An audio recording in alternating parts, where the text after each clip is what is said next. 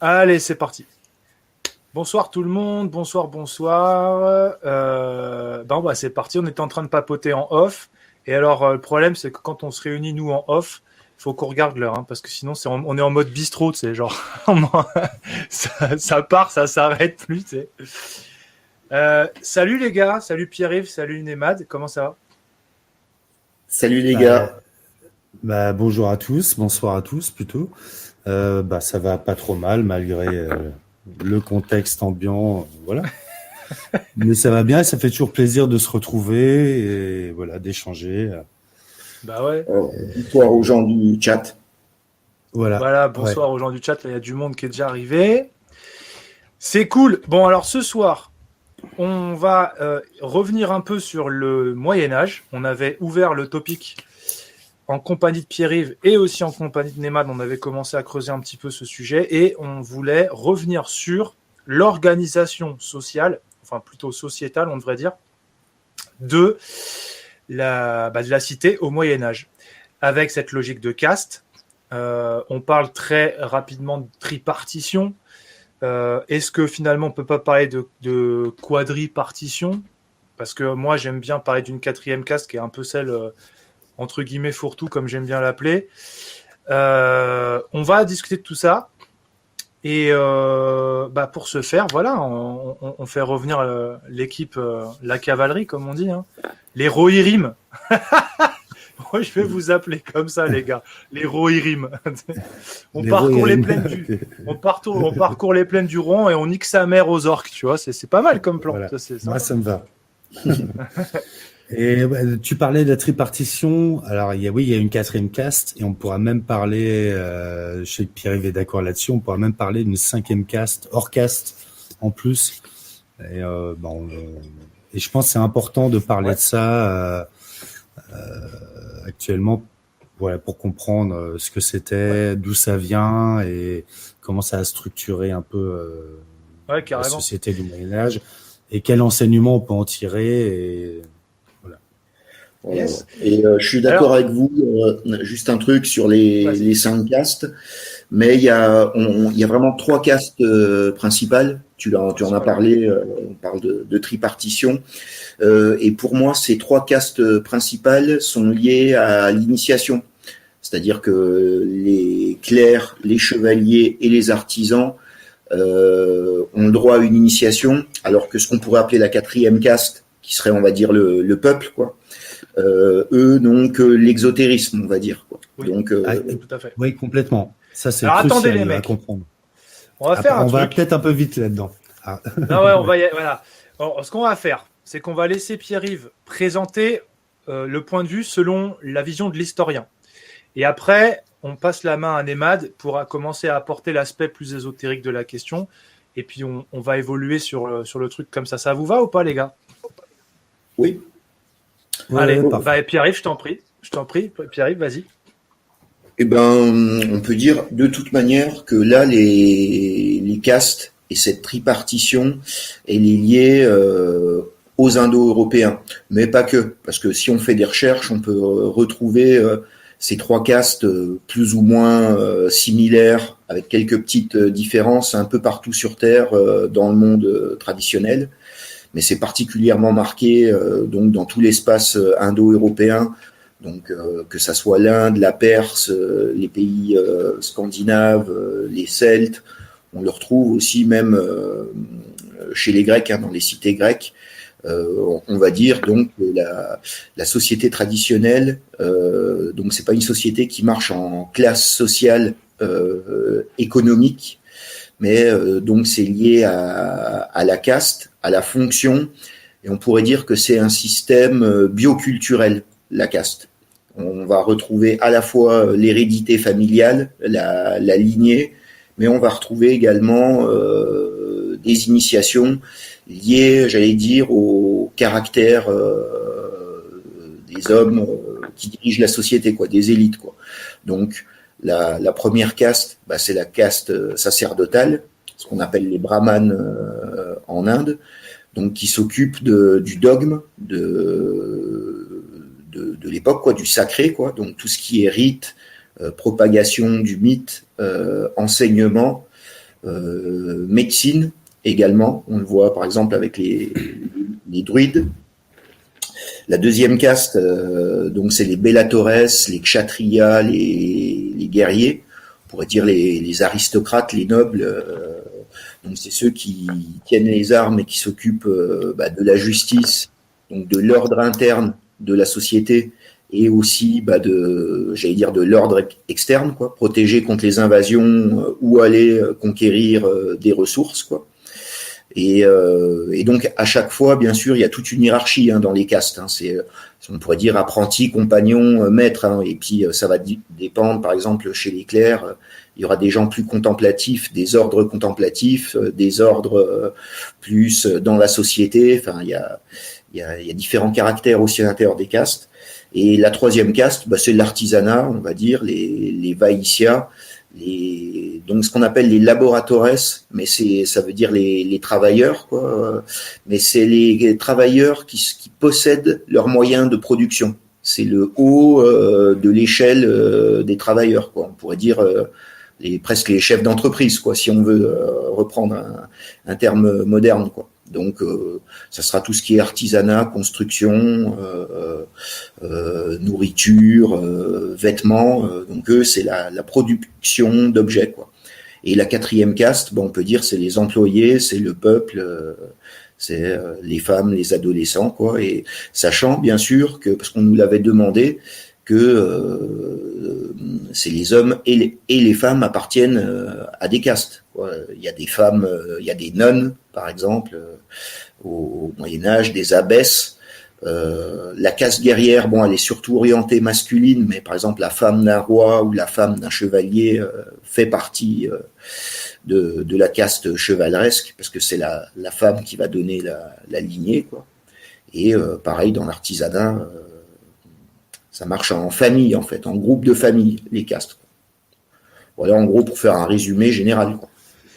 Et est-ce que tu peux faire un point sur ce que le Moyen-Âge appelle les corporations ?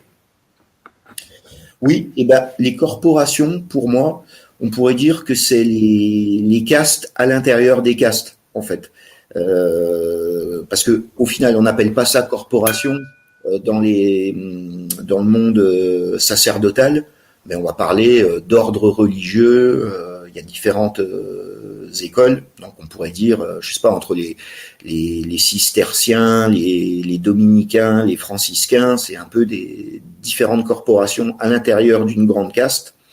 On va retrouver ça aussi chez les chevaliers, et on n'appellera pas ça non plus corporation, donc c'est plus ce qu'on appelle des menhirs, des groupes de chevaliers, où, je sais pas, on peut dire qu'il y a différents ordres chevaleresques, exactement. Ouais, voilà, ça sera plus des ordres militaires. Et les corporations, c'est les différents corps de métiers de la troisième caste. Donc, tu auras le corps des métiers, des maçons, des charbonniers, des boulangers, je sais pas, enfin tous les corps de métiers. Et à l'intérieur de ces corporations, il y a des grades qu'on va retrouver donc dans les trois castes. Il y a des grades chez les moines, il y a des grades chez les chevaliers et des grades aussi chez les artisans. Et c'est le principe de apprenti, compagnon, maître. C'est toujours plus ou moins la même dynamique, quoi, avec des noms différents, quoi. Il y a des petites équipes dans des grandes équipes, quoi, on va dire. Ouais, c'est pour ça, c'est une organisation, comme j'aime le rappeler. Moi, j'aime bien la notion de fractal, ou ce qui fait écho à la spirale de Fibonacci, c'est-à-dire qu'il y a un point, une singularité, il y a un truc général, puis après, il y a tout comment, à l'image même de la caste, on fragmente la chose pour faire des trucs internes, quoi, on va dire, des organisations internes. Ouais, on peut dire que on pourrait prendre l'image d'une toile d'araignée, et au centre de cette toile d'araignée, il y a le roi, on va dire, ou l'empereur, qui va condenser, on va dire, toutes les castes en lui-même et être la tête de proue de la société, quoi. Yes. Et juste pour rappeler une chose, c'est que là, c'est au niveau mythologique. Oui. Peut-être pas que, quoi, pour les pérennialistes, mais enfin on le voit dans la tradition hindoue. Normalement, à l'origine, pendant l'âge d'or, on parle qu'il n'y avait pas de séparation de caste, c'est-à-dire que tous les êtres humains donc qui était plus parfait que les êtres humains du Kali Yuga, parce qu'il y a une dégénérescence de l'homme. Sans blague. Appartenait à la même caste. Chez les hindous, elle s'appelle Hamsa. Et c'est une caste unique. Et la division en castes des sociétés, c'est aussi un phénomène qui marque la décadence de l'homme dans l'histoire. Ok. Voilà. Merci pour le panorama, Pierre-Yves. Nemad, ça t'inspire quoi? Totalement en accord. Pierre va bien exposer le tableau. Et c'est vrai que les castes ont été donc dans l'âge d'or, il n'y a pas de castes. Les castes sont en fait une réponse au début de la dégénérescence. Donc il faut trouver des structures pour maintenir la civilisation. Et du coup, d'où la création des castes. Dans un système qui dégénère, on essaie de contenir, de structurer, de maintenir, d'équilibrer, et du coup, on crée un système. Après, il faut bien comprendre, donc en réalité, il y a que 3 castes. Le reste, c'est pas vraiment des castes, c'est des catégories, mais qui sont pas reliées à une initiation spirituelle. Et les 3 premières castes sont vraiment reliées aux 3 centres qu'on évoque souvent en gnose traditionnelle. Donc, il y a 3 centres. Il y a la tête, le cœur et le ventre. Donc, le mental qui est relié au spirituel, la tête. Donc ça c'est la caste sacerdotale. Les prêtres, ce qui est relié au spirituel et qui harmonise ça. La deuxième caste qui est les kshatriyas, les guerriers qui sont reliés au centre du cœur en gnose. Donc c'est eux qui propagent les valeurs vraiment qui émanent du cœur. Donc les valeurs de défense, de protection, de justice. Et après il y a le centre du ventre, vraiment qui est relié à l'action. On parle aussi de ces 3 cerveaux, un peu de ces 3 intelligences et ces 3 centres qu'il faut réveiller en gnose.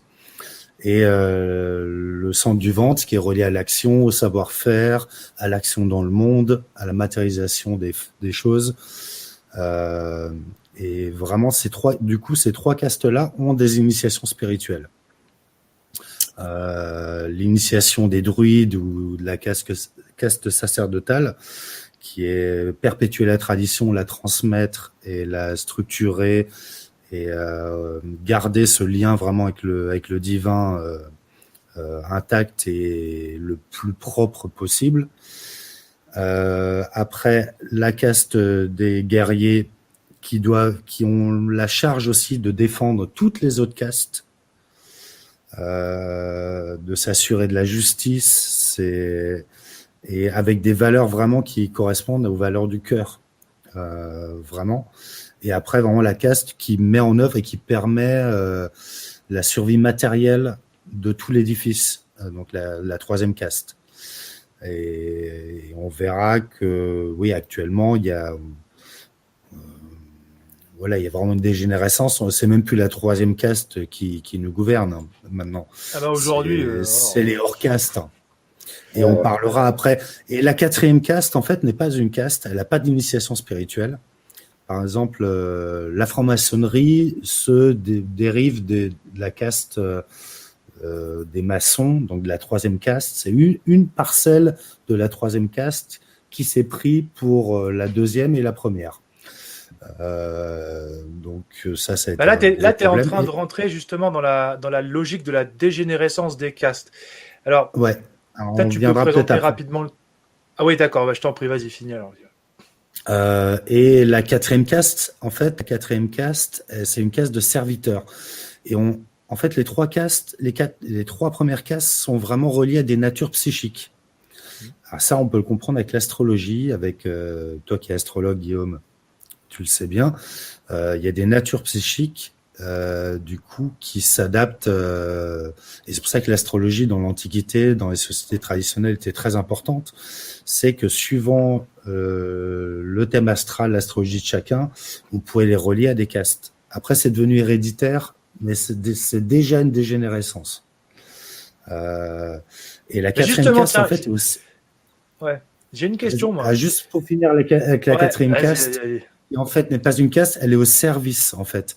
Cette quatrième caste, elle est au service des trois autres. Donc, c'est des gens qui se positionnent pas vraiment, donc qui assument pas forcément leur nature ou qui doivent s'affiner, et du coup, ils sont au service des trois autres, intégrés dans les trois autres, mais au service. C'est la caste des salariés, des serfs, et qui se met au service, mais qui doit faire Qui en devenir, quoi. Qui est en devenir et qui doit révéler sa vraie nature pour trouver la caste dans laquelle elle va s'intégrer. Et c'est une caste aussi, la quatrième caste, qui permet d'intégrer les étrangers, les nouveaux venus dans la cité, dans la civilisation. Donc, ils passent par une période de service où ils observent, où ils apprennent. Peut-être qu'on peut préciser quelque chose sur cette quatrième caste. La différence entre le serf et l'esclave. Alors, le serf, il est vraiment lié à un territoire.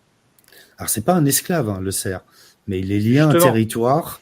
Il est vraiment lié à un territoire et dépendant de la structure qu'il y a sur le territoire. L'esclave, c'est vraiment autre chose. C'est souvent l'esclave, c'est l'étranger, c'est ceux qu'on a conquis, qu'on a battus, qui se sont rebellés ou qu'on a matés et qu'on intègre en tant qu'esclaves, mais pour les amener à autre chose après. Comme dans l'Antiquité, à Rome, beaucoup d'esclaves se sont émancipés, en Grèce aussi, mais c'est vraiment un stade, c'est comme un sas. Mais les serfs, c'est vraiment différent. Ils appartiennent vraiment à un territoire et ils ont leur rôle là-dedans. C'est pas des esclaves. Il n'y a pas droit de vie ou de mort sur un serf. Je voudrais bien écouter, pour complémenter ton propos, écouter Pierre-Yves là-dessus, sur la notion de serf, d'esclave. Comment on gère ça, en fait, au Moyen-Âge, tu vois, en plus de ce que Némat vient de proposer. Là, Pierre-Yves, tu dis quoi, toi? Moi, j'ai vraiment un avis beaucoup plus... en prenant de la hauteur, j'allais dire, c'est que quand les civilisations meurent, il y a des périodes de chaos, on en a déjà parlé, c'est un espèce de tous contre tous, et la caste guerrière, les nobles, les aristocrates, c'était les chefs de guerre, et les serfs, c'est les descendants qui se sont mis sous la protection de ces chefs de guerre, donc le servage. Moi, franchement, pour moi, ça revient au même. C'est les mots qui diffèrent suivant les époques, mais j'allais dire, c'est des employés. On appartient entre guillemets à son patron, quoi. Et l'esclavage ou le servage ont été décrits. Je dis pas que c'est bien hein, ou que c'est mal. Hein, j'essaie d'avoir un regard objectif, mais ont été tout le temps calomniés. Alors que si on regarde le statut d'un esclave à Rome ou en Grèce, ou le statut d'un serf au Moyen-Âge, ils n'ont pas grand-chose à envier, voire même des fois, ils ont plus de liberté qu'un employé en France, qu'un employé de chez Microsoft, par exemple. Voilà. Donc, j'allais dire, ça, c'est presque de l'anthropologie dans toutes les civilisations. J'allais dire, les hommes forts, ceux qui ont la force, du coup, légitime, ont toujours une emprise. Tu sais, c'est la loi, un peu la loi de Pareto, quoi. Tu vois, t'as 20% de meneurs qui détiennent la force et 80% de suiveurs. Et suivant les époques, ça prend différentes formes, mais le modèle général, il est là, quoi. Et juste rappeler un truc, par exemple, c'est qu'un serf au Moyen-Âge, je crois qu'il donne, je crois que c'est 10% de sa récolte en divers impôts, alors que nous aujourd'hui on est taxé en gros à 50%, quoi. Donc voilà, quoi. Et justement, en gros c'est un méchant. On est bien pire que des serfs maintenant. On peut dire que le servage, au bout du bout, parce que ça a été codifié au fur et à mesure du temps, mais au bout du bout, c'est nourriture contre protection, en fait. Les serfs, c'est eux qui vont être établis sur une terre, donc produire de la nourriture ou produire des biens de consommation, on va dire, et leurs chefs, quoi, qui détiennent les armes, vont les protéger et récupérer une partie de la récolte, parce que pendant qu'ils défendent la société, ils n'ont pas le temps de produire, donc c'est quand même un échange de bons procédés au final. C'est ça. Pour vivre en société, de toute façon, il y aura toujours des chefs et puis des employés. Ah, Quoi, bah, en gros. ça, c'est Et comme les ça, cerfs, en y a pas fait, de ils sont juste. Ça, on nous l'apprend mal dans les livres d'école. On nous les compare à des esclaves qui n'ont pas de liberté. En fait, le cerf est juste, il appartient en fait à son territoire. Il appartient même pas forcément à son seigneur, mais il appartient vraiment à son territoire. Et il est lié à ce territoire-là. Tandis que l'esclave, il appartient vraiment à son seigneur ou à son maître. Il y a vraiment une différence là-dessus. Ouais. En fait, Et ce qui est moi- étrange, si tu veux, c'est que les gens entendent une sémantique particulière quand tu dis esclave, ou quand tu dis serf, ou quand on emploie ces mots, tu vois, genre il appartient à son maître, il est machin. En fait, les gens, comme le Moyen-Âge, on ne connaît pas finalement, on n'enseigne pas ce que c'est la vie dans le monde du Moyen-Âge, enfin en tout cas on l'a bien galvaudé aussi à dessein, on ne comprend pas ce que ça veut dire, en fait. Oui, ça a été mis en avant par les historiens républicains. Qui avait nous tout vendent intérêt à Voilà. galvauder tout ça. Ça, c'est sûr. Voilà, et donc Donc, ça du coup, fait c'est- partie de la Ah ouais. légende noire du Moyen-Âge. Sans dire que Mais c'était c'est- tout ouais. rose, parce que de toute façon, c'est jamais tout rose sur Terre, C'est jamais l'histoire tout rose. humaine. Ouais. Voilà. Mais c'est pas aussi noir que ce qu'on apprend dans les livres de Fernand Nathan, quoi. Non, tu vois, ça n'a alors, jamais je vais été juste- tout rose, mais ça a été plus équilibré. En fait, Voilà. il y a Ouais. un équilibre Je vais juste naturel. réagir sur 2-3 bricoles du chat. Tu vois, par exemple, la légende du droit de cuissage, c'est une légende. Oui. Et d'ailleurs, c'est pas le Moyen-Âge, mais c'est plutôt Renaissance. Et même après.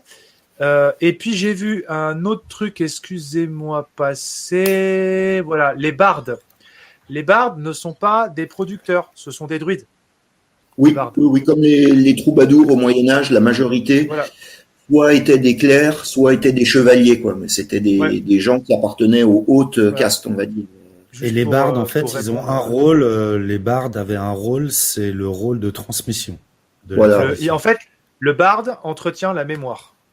C'est Ouais, son voilà. job. Ouais. Il doit apprendre tout par cœur et retranscrire et perpétuer C'est l'équivalent ce truc. d'un Voilà. Hésiode ou d'un Homère ou d'un truc comme ça chez les Grecs. quoi. Voilà, oui, oui, exactement. Ouais. Mais on se rend pas Oui, compte mais qu'en les- fait, la société druidique et chez les Grecs, les philosophes et le reste se répartissaient à peu près de la même façon Ouais. et transmettaient les mêmes savoirs. Hein. Moi, j'aimerais réagir sur ce que tu as dit tout à l'heure, Nemad, pour aussi préciser quelques trucs sur cette tripartition des trois grandes castes principales. C'est lié au fait que la vision du monde traditionnel est par définition tripartite. Il y a corps, âme et esprit. On va dire que les prêtres, la première caste, va s'occuper du domaine de l'esprit.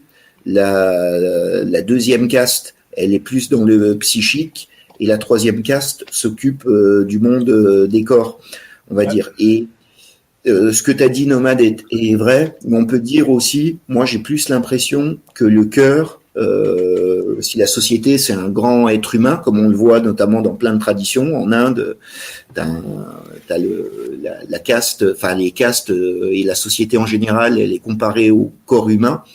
Et j'aurais plutôt tendance à penser que la première caste correspond au cœur et qui correspondrait à un terme presque solaire, que la deuxième caste, elle représenterait le cerveau qui est réceptif, qui réfléchit la lumière du soleil et qui serait donc plus lunaire, plus dans le mental, le sentiment. Et la troisième caste qui, elle, est beaucoup plus terrestre et dans l'action et va représenter, on va dire, les mains et les bras, on va dire. Et le ventre, ça serait la quatrième caste. Et le ventre, ça symbolise à la fois la nourriture, donc la survie, et ça représente aussi le socle de natalité, quoi, le ventre féminin, donc la perpétuation de l'espèce, quoi, tu vois. Je le verrais plus comme ça si on devait comparer une société traditionnelle à un corps, quoi. Alors là, je serais pas tout à fait d'accord. Pour une fois, c'est vraiment une rare fois, je serais pas d'accord avec toi. Octogone. Voilà. Pour moi, vraiment, ouais, la caste sacerdotale, elle est vraiment liée au centre de la tête, ce qu'on appelle la matrice, le Golgotha ou la matrice du crâne. Tout le savoir, la relation vraiment verticale avec le divin. Et vraiment la caste guerrière, elle est vraiment liée au cœur parce qu'elle a besoin de ces valeurs du cœur, d'émaner ces valeurs-là pour agir, et la royauté est au niveau du cœur pour équilibrer le tout. Oui, mais je ne disais pas que j'étais en contradiction avec toi. En fait, je pense que comme tout symbolisme, on peut, si on le justifie, le voir différemment, mais je pense que les deux visions peuvent être valables. Parce que tu as raison, d'un côté aussi, la tête, c'est l'intellect, et le clerc, c'est le savant. Donc c'est aussi, ils utilisent aussi leur cerveau, et à l'inverse, bien sûr, le cœur, ça va représenter par exemple le courage ou la volonté propre au guerrier, tu vois. Donc ça va dépendre de la grille de lecture, mais elle se complète, moi je pense. Ce qui est marrant, ouais. Moi, je vais rajouter un truc dans la réflexion générale, c'est que il y a la perception de l'activité cérébrale dans ce monde moderne. Et je crois que souvent, quand on parle du cerveau, l'organe de la réflexion, de l'analytique, etc., on a une perception qui, me semble-t-il, est assez propre à l'époque. Je ne pense pas que nos ancêtres voyaient cet organe de la même manière. Et d'ailleurs, je rajouterais même que c'est aussi en partie, oui. Et c'est aussi parce que je pense que leur structure cognitive, et si on pouvait faire de l'imagerie cérébrale sur le cerveau de nos ancêtres, je pense qu'on serait très surpris de voir comment il devait être architecturé, etc.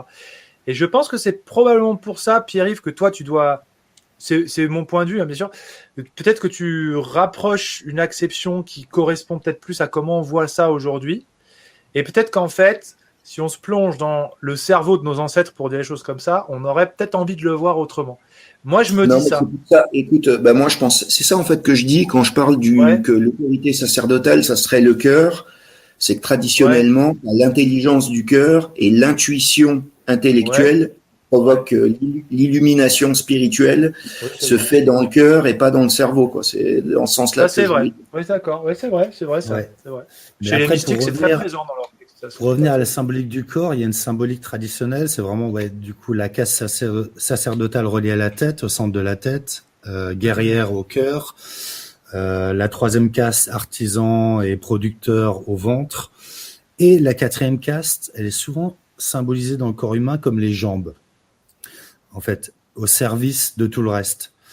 Mais je crois que cette inversion entre la tête et le cœur, elle est vraiment due à Descartes, au judéo-christianisme et au rationalisme, qui a mis qui a remplacé l'esprit par le mental et qui a mis au-dessus l'âme. En fait, qui a fait croire à une âme immortelle, mais en fait, et qui a inversé vraiment l'esprit et qui l'a assimilé au mental. Et ça, c'est une des plaies depuis Descartes et depuis tout le rationalisme. Et c'est une inversion qui est presque, qui est sataniste, cette inversion-là. Et en fait, à la base, il y a vraiment le centre de la tête, relié au chakra coronal, si on revient à la tradition hindoue. Et après, qui descend on dit, et souvent, je crois que c'est Guénon qui parle de ça, que la quatrième case serait les jambes, vraiment. Oui, c'est pas Guénon, c'est dans les Védas en fait. Ouais. Mais tu retrouves ça aussi dans les mythologies chamaniques d'un géant primordial démembré et chacune de ces parties représentera une partie de la société. Ça, c'est la vision traditionnelle. Dans plein de mythes, ça.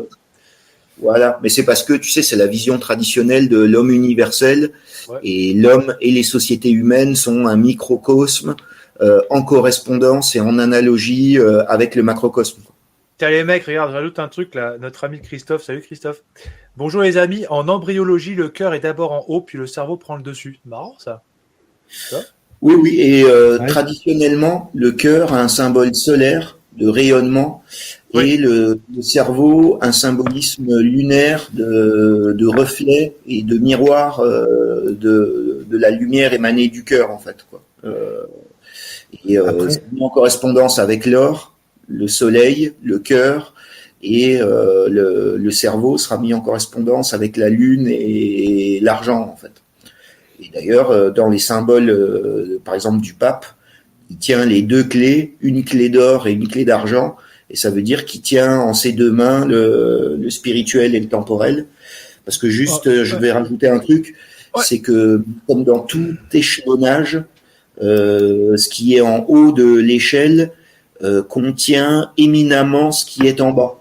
Donc c'est pour ça que par exemple au Moyen Âge, on va retrouver dans la caste sacerdotale, on va retrouver des grands mystiques, des ermites, des moines, des grands contemplatifs. On va également retrouver des moines soldats, parce que les Templiers sont avant tout des moines avant d'être des guerriers, Des guerriers, ouais. Et on va aussi retrouver des moines constructeurs Oui. dans la construction notamment d'édifices sacrés. Et donc on voit que chaque caste peut, supérieur, peut occuper des postes des castes inférieures, quoi. ouais. Après, on peut aussi retrouver cette analogie entre ces trois centres, ces trois castes dans les trois religions du livre. Les religions abrahamiques, sémites, où le judaïsme correspondrait plutôt à un esprit saturnien très au niveau du cerveau, de la tête. Le christianisme relèverait plus du cœur, des valeurs guerrières et ces valeurs-là du centre du cœur. Et l'islam, qui du coup est lunaire, se retrouvait plus au niveau du ventre, dans l'action, en fait. Moi, je placerais plutôt le lunaire dans le centre du Mais ventre. moi aussi, j'aime bien la Euh, vision gnostique, moi. Bon, après, c'est une histoire de Ouais. modélisation. C'est parce que ça fonctionne, mais bon, c'est et vrai que. après, je sais que chez les Ismaéliens, c'est encore enfin, ils l'expliquent très clairement Ouais, ouais. et de ces trois centres. Et moi, ça me parle vraiment. Et c'est vraiment un truc indo-européen, en plus en Iran où euh, c'est encore très présent et ça n'a pas été perdu, pas inversé. Après, si on revient à l'Inde, il faut toujours garder à l'esprit que la classe des brahmanes en Inde, ça reste des Indo-Européens, même encore maintenant. Les Indo-Européens sont venus, ont rencontré les, euh, les autochtones de l'Inde, les Dravidiens, et en fait, la caste supérieure est toujours indo-européenne. Les castes des brahmanes, ils sont blancs, typés caucasiens, euh, et après, du coup, les castes en bas sont presque, et ils ont maintenu ça vraiment. Après, il y a un problème d'hérédité après dans les castes qui est déjà une dégénérescence. Et, Ça, mais à comme la dit base, notre ami ouais, Magic, ça là. c'est clair. La carte n'est Je pas. La carte Bah n'est oui, pas le pense oui. pas territoire. vraiment que ça soit une dégénérescence. Justement, je pense que pour faire entre guillemets des bons êtres humains, il faut un mix entre de l'endogamie et de l'exogamie. C'est-à-dire, il faut pas être trop endogame, tu vois, parce que ça donne des dégénérescences. Mais c'est pas bien non plus d'être trop exogame parce que ça amène, tu sais, du mélange et du métissage. Et quand je dis ça, c'est vraiment en termes, je vais dire, ethniques et culturels. Tu vois, c'est le monde traditionnel, c'est un système bioculturel. Donc, on aura à la fois de l'hérédité et à la fois une transmission d'une certaine culture, j'allais dire, pour renforcer, j'allais dire, la valeur du lignage, quoi. Ouais, ouais, bah ouais. Alors, là, ce qu'il faudrait qu'on observe un petit peu, c'est les fonctions concrètes dans la société. C'est-à-dire, et on va mettre en comparaison avec la nôtre, comme ça on va bien rigoler.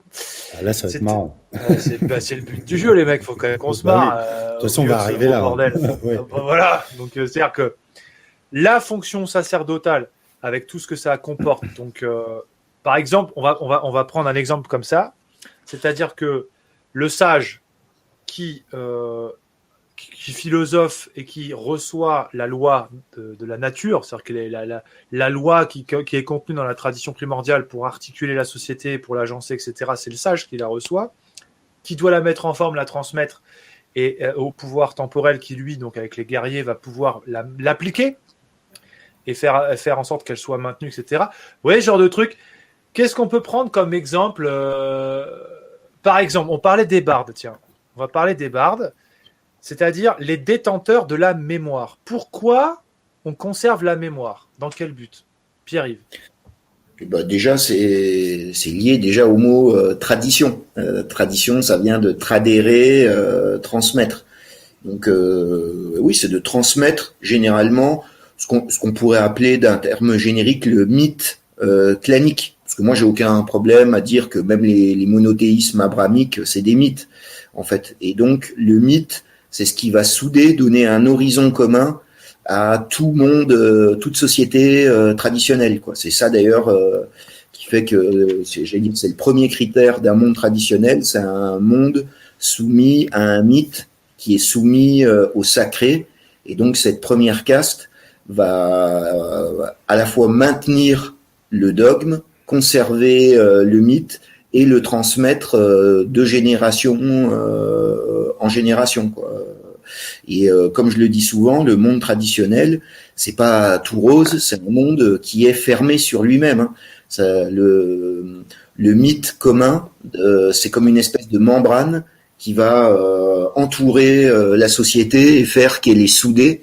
Et le clergé va être là pour maintenir en place les grands épisodes mythiques à travers un calendrier sacré, à travers des rites religieux, à travers des normes sociales, à travers un enseignement cosmologique, cosmogonique, et le transmettre de génération en génération pour conserver justement cette tradition entre des bornes stables, quoi. Toi, Nemat, qu'est-ce que tu en penses, toi? Je suis complètement d'accord là-dessus. Il faut bien voir, la caste sacerdotale, elle se divise. Chez les Celtes, c'était assez clair. Elle se divisait entre les bardes, les druides et les ovates, il me semble. Les ovates, ouais. Qui avaient chacun des fonctions différentes. Les bardes, eux, c'était vraiment pour la transmission des mythes, de la tradition à toute la population, et vraiment perpétuer ça et garder en mémoire et transmettre. C'est un peu comme des perroquets, hein, mais qui doivent de façon orale apprendre, ingurgiter et retranscrire. C'est des relais, en fait. Chez les druides, c'est un peu différent parce qu'il y a des savoirs qui étaient réservés à cette caste-là, et les druides, l'enseignement des druides était vraiment réservé aux druides, à cette caste-là. Mais à côté de ça, ils avaient des fonctions aussi de médecins, de guides spirituels et de transmission en interne dans la caste, qui était un peu plus verrouillée, fermée. On donnait pas les bardes, autant ça pouvait être un exotérisme un peu pour tout le monde qui transmettait, autant entre druides, il y avait vraiment un savoir ésotérique qui était gardé et transmis de druide à druide.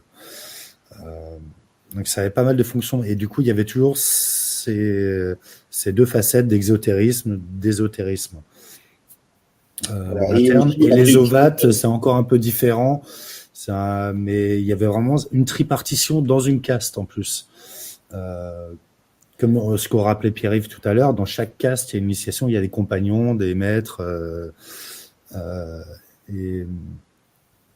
Et juste un truc, rappeler que de toute façon, quand on parle d'un monde traditionnel ou là au Moyen-Âge, il faut bien vous dire qu'il n'y a pas de télé, par exemple. Il n'y a pas de spectacle ou de divertissement, ou pas d'information en continu. Donc il y aura toujours des gens, des fonctions de transmetteurs, je sais pas, de village en village, ou par exemple les anciens qui vous racontaient les légendes du clan, parce qu'en fait c'est le seul moyen pour des gens qui n'ont pas la technologie moderne, pour se maintenir un peu au courant de ce qui se passe aux alentours, de leur histoire, tu vois, et aussi du divertissement. Il y avait que ce soit les bardes, les troubadours ou les aèdes chez les Grecs, qui font aussi des représentations de théâtre, des tragédies, des pièces aussi humoristiques. On le voit dans tous les contes paysans du Moyen Âge. Tu vois, donc j'allais dire, c'est le divertissement des sociétés traditionnelles, quoi. Mais derrière, il y aura toujours un aspect sacré, une morale religieuse. Tu vois, on le voit même encore avec des gens, par exemple comme Jean de La Fontaine. C'est presque on pourrait dire un auteur prémoderne, mais on voit qu'il reste toujours une fonction de moralisation qui est dévolue au clerc, justement, parce que c'est lui qui va, on va dire, donner la décence commune, la morale publique, quoi, en gros. C'est marrant ce que tu dis, c'est très juste, et ça me rappelle une conversation qu'on avait notamment avec Nemad sur les jeux vidéo, et le constat que certains jeux, souvent produits au Japon, ou au Japon, en fait, même s'ils font pas forcément exprès, ils ont conservé tous les codes, tous les grands canons, tu vois, le héros qui va sauver la princesse, machin, avec tous les trucs. Et en fait, ils font des jeux comme ça, où ils balancent en fait du code traditionnel à tir-larigot. Et c'est très rigolo de voir qu'en fait, il y a encore moyen de trouver, même avec des modes un peu modernes, si j'ose dire, un moyen de choper, tu vois. C'est un peu comme le cinéma fantasy qu'on a pu avoir dans les années 80. Je veux dire, quand tu mates Dark Crystal, quand tu mates Willow, quand tu mates... T'as encore ça dedans, tu vois ce que je veux dire? Moi, j'avoue, je pense que le divertissement, en fait, j'aime pas le discours de on retrouve des choses traditionnelles dans les jeux vidéo ou Merde. dans Hollywood, en fait. Non, ouais, je pense que tout ça a été horizontalisé, et c'est juste qu'il y a des ressorts de trames d'écriture et de trames scénaristiques qui marchent en tout temps et en tout lieu, quoi. Et que Toi, tu penses que c'est une recette, mais que fondamentalement, c'est de la merde, par exemple. C'est la même recette, sauf qu'elle est plus reliée à un principe sacré et à une tradition. Donc en fait, ça va sortir en gros du génie inventif du scénariste ou du réalisateur ou du producteur de jeux vidéo, mais c'est plus justement un mythe, on va dire, incontestable, partagé par tous les membres de la société et véhiculé par une caste sacerdotale. Donc ça reste, c'est une, entre guillemets, sans connotation péjorative, c'est une profanation dans le sens premier du terme. C'est un mécanisme sacré qui s'est horizontalisé et profané, et j'allais dire comme un peu tout notre monde moderne, en fait. C'est ça pour moi la modernité, quoi. C'est une horizontalisation, une rationalisation de choses qui étaient avant sacrales, quoi. Tu sais, c'est comme la phrase de Chesterton, quoi. Et en Europe, par exemple, c'est des idées chrétiennes devenues folles, quoi. Tu vois. Ok. Alors moi, je suis pas complètement d'accord, mais on se prendra la gueule plus tard. Bah non, mais parce que sinon on va partir sur un autre truc. Vas-y, bon, allez, moi, je suis pas totalement d'accord. Alors, moi, je pense que la tradition, dans tous les cas, passe par tous les biais. Elle est même propagée par la contre-tradition, par la contre-initiation, mais les valeurs traditionnelles trouvent toujours un chemin. Même dans l'inversion, dans la perdition, elles sont toujours passées dans les sagesses populaires, par les dictons populaires, dans la langue française, dans les langues même régionales, et elles passent aussi par la culture, même à travers le divertissement. Il y a encore des brides de tradition et de valeurs qui passent, en fait. Et du coup, là-dessus, je serais plus nuancé. Je pense que... mais Pierre-Yves, c'est un bourrin. C'est pour ça. Et au Japon, ils ont quand même encore des structures traditionnelles, même psychiques, ça doit passer, même dans leur dégénérescence technologique et tout, il y a des trucs traditionnels qui passent. Mais moi j'appelle ça des résidus ou des fragments. C'est-à-dire que je suis d'accord avec ce que tu dis. Ça, c'est mais vrai. il n'y a plus Oui, c'est résiduel. d'unité traditionnelle avec, comme je l'ai dit, des mythes incontestables partagés par du haut de la Ouais, là, je suis société à d'accord. la plus Ouais. basse échelle. Quoi. Là, moi, je rejoins Pierre-Yves, pardon. Pierre-Yves. Je rejoins Pierre-Yves là-dessus. Effectivement, c'est vrai que pour le coup, c'est résiduel. Ça marche un petit peu, tu vois, ça vivote, mais c'est pas le grand canal qui véhicule noblement, on va dire, la tradition dans sa pleine valeur, etc. Ça, je suis d'accord, En c'est fait, en résiduel. gros, C'est vrai.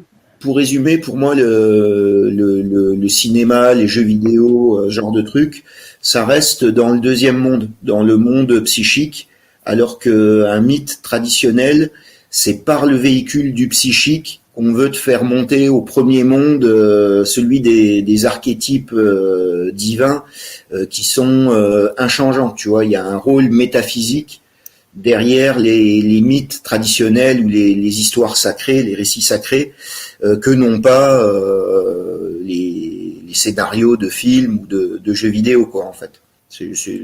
En gros, Ça, c'est vrai. on passe de l'objectivité traditionnelle à une subjectivité moderne, quoi.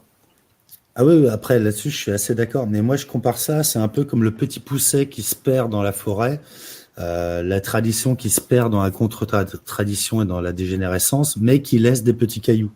Ça rejoint le mythe de l'émeraude de Lucifer qui s'explose et qui se fragmente partout dans le monde. Et il faut aller rechercher toutes les parcelles de tradition et les rassembler à la fin. Ouais. Mais ça va toucher qu'un petit nombre de personnes, dont complètement, oui. on fait partie, mais la majorité des gens, ils n'ont plus accès, même inconsciemment, à ce. Là-dessus, on est totalement d'accord. C'est connu. Hein, je pensais qu'on allait s'embrouiller. La participation. Non. Merde. On a perdu la participation de l'ensemble du clan. Parce que juste un truc que je rappelle très souvent, mais c'est quand même important, c'est qu'au Moyen-Âge, que tu sois un roi, un grand seigneur, ou que tu sois tout en bas de l'échelle sociale, quoi, que tu es un mendiant, tous les gens de la société, les hommes, les femmes, se lèvent chaque matin en croyant que le monde a été créé en 6 jours par Dieu, qu'il y a un paradis, que leurs actions vont déterminer leur vie d'outre-tombe, ce genre de choses, quoi. Donc, tu vois, tout le monde a le même horizon commun, quoi. Ouais, tout à fait d'accord. Ouais. Oui, c'est vrai que le mythe vient du sacré, il descend directement du sacré, ça c'est sûr. Et après, c'est comment il s'articule dans la cité pour tout le monde, selon la capacité de chaque caste à l'assimiler, d'où l'aspect exotérique pour certains et d'où l'aspect ésotérique pour d'autres, etc. Et c'est vrai que nous, aujourd'hui, on n'a que du résiduel qui distille des bribes à recomposer, et ça demande un travail fou. D'ailleurs, c'est pour ça qu'on met autant de temps à réussir à... Quand on fait ce travail... Voilà. Quand on fait ce travail de revenir... quand on fait ce travail de revenir à la tradition, aujourd'hui, c'est un chemin de croix, entre guillemets. C'est-à-dire qu'il faut vraiment retrouver chaque petit fragment de truc dissipé de ci, de là, recomposer un tout cohérent pour réussir, déjà à titre personnel, de se remettre un peu droit, quoi. Et après, trouver sa place, entre guillemets, dans ce monde de merde, hein, quand même, faut le dire, si on peut en trouver une quelque part. Voilà, c'est un sacré bazar, quoi. Mais je suis d'accord sur l'aspect résiduel de la chose. Je suis tout à fait d'accord. Les mecs, je recadre parce que sinon on va partir en stouquette encore sur des trucs qui sont certes intéressants, mais je vais essayer de recentrer sur ce que je voulais que vous partagiez aussi un peu, c'est-à-dire la mécanique interne, les effets que produisent l'articulation comme ça en caste dans la société. Tu vois, par exemple, en comparaison à aujourd'hui. Aujourd'hui, concrètement, il n'y a plus de caste. Il n'y a plus rien. Il n'y a plus de structure. C'est en gros une minorité oligarchique marchande qui a pris le pouvoir et qui a imposé son truc. C'est complètement uniformisé. On arrive pratiquement à l'étape finale de cette uniformisation, ce qu'on appelle vulgairement le nouvel ordre mondial, ça pourrait s'appeler autrement, on s'en fout. Donc il n'y a plus d'ordre, il n'y a plus de caste, il n'y a plus rien. Du coup, les gens, le sens de leur existence, comment ils le trouvent? Vous voyez ce que je veux dire? Dans un monde traditionnel, il y a une destinée, il y a une perspective comme ça de destin, où on peut s'accomplir, parce qu'il y a des structures qui répondent aux natures. tu vois, Nemad, il parlait de nature psychique qu'on peut déceler grâce à l'astro, par exemple. Finalement, ça prédestine et on sait où on va. Et les modernes pourraient probablement se dire que aujourd'hui c'est restrictif. Ouais, tu comprends, t'es prédestiné, c'est relou, c'est machin. En fait, quand on revient à sa vraie nature, qu'on vraiment on l'épouse, on va dire, et qu'on découvre la destinée qu'elle nous dessine, bah, en fait, moi je crois qu'on est heureux quelque part. Je sais pas, vous en pensez quoi, les gars, vous? Oui, surtout on est libre. Oui. Et moi, dans un de mes livres, dans Le Vie et mort des civilisations, pour parler de cette société traditionnelle en caste, quoi. Je parle c'est une société donc organique qui vit comme un corps vivant. Et moi, je parle de permaculture anthropologique. Tu vois, c'est les mêmes principes que la permaculture, mais administrés aux sociétés humaines, un monde traditionnel. Donc, chaque chose, comme dans un corps, il y a différents organes pour faire marcher l'unité du corps. Et ben, c'est pareil. On pourrait prendre l'image de la mosaïque, où chaque pièce est différente, mais pour former un tout cohérent. Ouais. C'est ça. À l'époque du Moyen Âge, si on reprend la symbolique du corps, ceux qui avaient la fonction, la destinée d'être les jambes ou le pied, acceptaient ça et vivaient leur vie là-dedans. Sauf que là où nous, maintenant, on arrive à une époque où le doigt de pied se prend pour l'oreille ou l'œil ou la tête. Et du coup, et on a une caste dirigeante en plus qui est dégénérée, qui est souvent issue de la 3e, 4e caste, voire même 5e caste, et qui a perverti, qui a pris les habits des 2 premières, des castes supérieures, non, mais des castes sacerdotales. On a typiquement l'exemple de la franc-maçonnerie, une caste de 3e caste. Ils appartiennent à la 3e caste et ils se prennent pour la première et ils se prennent pour des prêtres et des guerriers. Alors que non, qui restent juste à leur place. Et en fait, maintenant, on fait croire même à la rognure de l'ongle qui est sortie du corps, qui est à l'extérieur, qu'elle peut être ce qu'elle veut dans la vie. Du coup, il y a une inversion totale et les gens sont complètement perdus. La notion déjà d'égalitarisme, c'est une catastrophe sans nom. Et la liberté, elle passe. On en revient aux antiques, connais-toi toi-même, connais ton destin, ta structure, ce pourquoi tu es fait, et tu connaîtras le secret des dieux, de l'univers, et tu trouveras ta place et tu seras libre. Et ça, c'est complètement perdu. On fait croire aux gens qu'ils peuvent être ce qu'ils veulent. Maintenant, on voit ce que ça donne. Hein. Il y en a qui, voilà. Mais en fait, il y a aussi un truc, Nemad, pour compléter ce que tu dis. Hein, je suis tout à fait d'accord avec ce que tu dis. C'est aussi de parler que depuis la révolution bourgeoise et la prise en main de la classe bourgeoise, qui est la 3e caste, et on est avec des valeurs bourgeoises, donc des valeurs économiques, capitalistes. Et donc on est passé de la caste traditionnelle à ce qu'on appelle la classe sociale, quoi. Donc c'est l'argent qui détermine la hiérarchie des sociétés bourgeoises et plus des castes basées sur le sacré, l'hérédité et une tradition ancestrale, quoi. C'est la dégradation des castes, c'est la nacyclose, hein, de toute façon. Voilà. Et d'ailleurs, on peut en parler de la régression des castes. Ouais. Parce que c'est toujours la caste au sommet de la pyramide sociale qui donne le ton à la société. Donc, pour l'Occident, on l'a vu au Moyen-Âge, c'est la caste, l'autorité spirituelle, la première caste. L'Église. Et donc, on a un monde traditionnel à ce moment-là. Ouais. Et le premier décalage, c'est quand la 2e caste se révolte contre la première caste, c'est la révolte des Kshatriyas. Voilà, donc la révolte du pouvoir temporel. Donc ça s'est fait en gros à la fin du Moyen Âge, début de la Renaissance, quoi. On va dire à partir du 14e, 15e siècle. Là, donc, Philippe le Bel, ouais. Voilà. Et donc on rentre dans une société qu'on pourrait dire, c'est l'absolutisme, quoi. Une société basée sur le temporel, les guerres, les conquêtes de ressources. Dans un monde guerrier, on peut penser à la guerre de 100 ans, la guerre des 2 roses en Angleterre, quoi. Et au bout d'un moment, il y a la révolte de la 3e caste sur la 2e caste, quoi. Et là, pour nous, ça a été la Révolution française avec la prise en main de la bourgeoisie sur les anciennes aristocraties de sang, quoi. Et vu qu'il y a que 3 castes principales, j'allais dire, on est toujours dans ce monde bourgeois dirigé par la 3e caste. Mais vu que moi j'ai une vision involutionniste des choses, même les bourgeois ont dégénéré en fait. On n'a plus les mêmes bourgeois qu'il y a 200 ans en fait. Et donc c'est pour ça que moi je parle que aujourd'hui on est carrément dirigé par la 5e caste, c'est-à-dire des gens qui dans un monde traditionnel sont virés, enfin exclus ou carrément éliminés quoi. C'est le moment où les barbares infiltrent la cité quoi. Voilà. Oui, complètement. Ce qui a fait chuter Rome, ce qui a fait chuter tous les grands empires à chaque coup. Hein. Et après, dans cette dégénérescence des classes, il faut quand même repartir de la base, parce que en général, le poisson, il pourrait toujours pas la tête. Oui.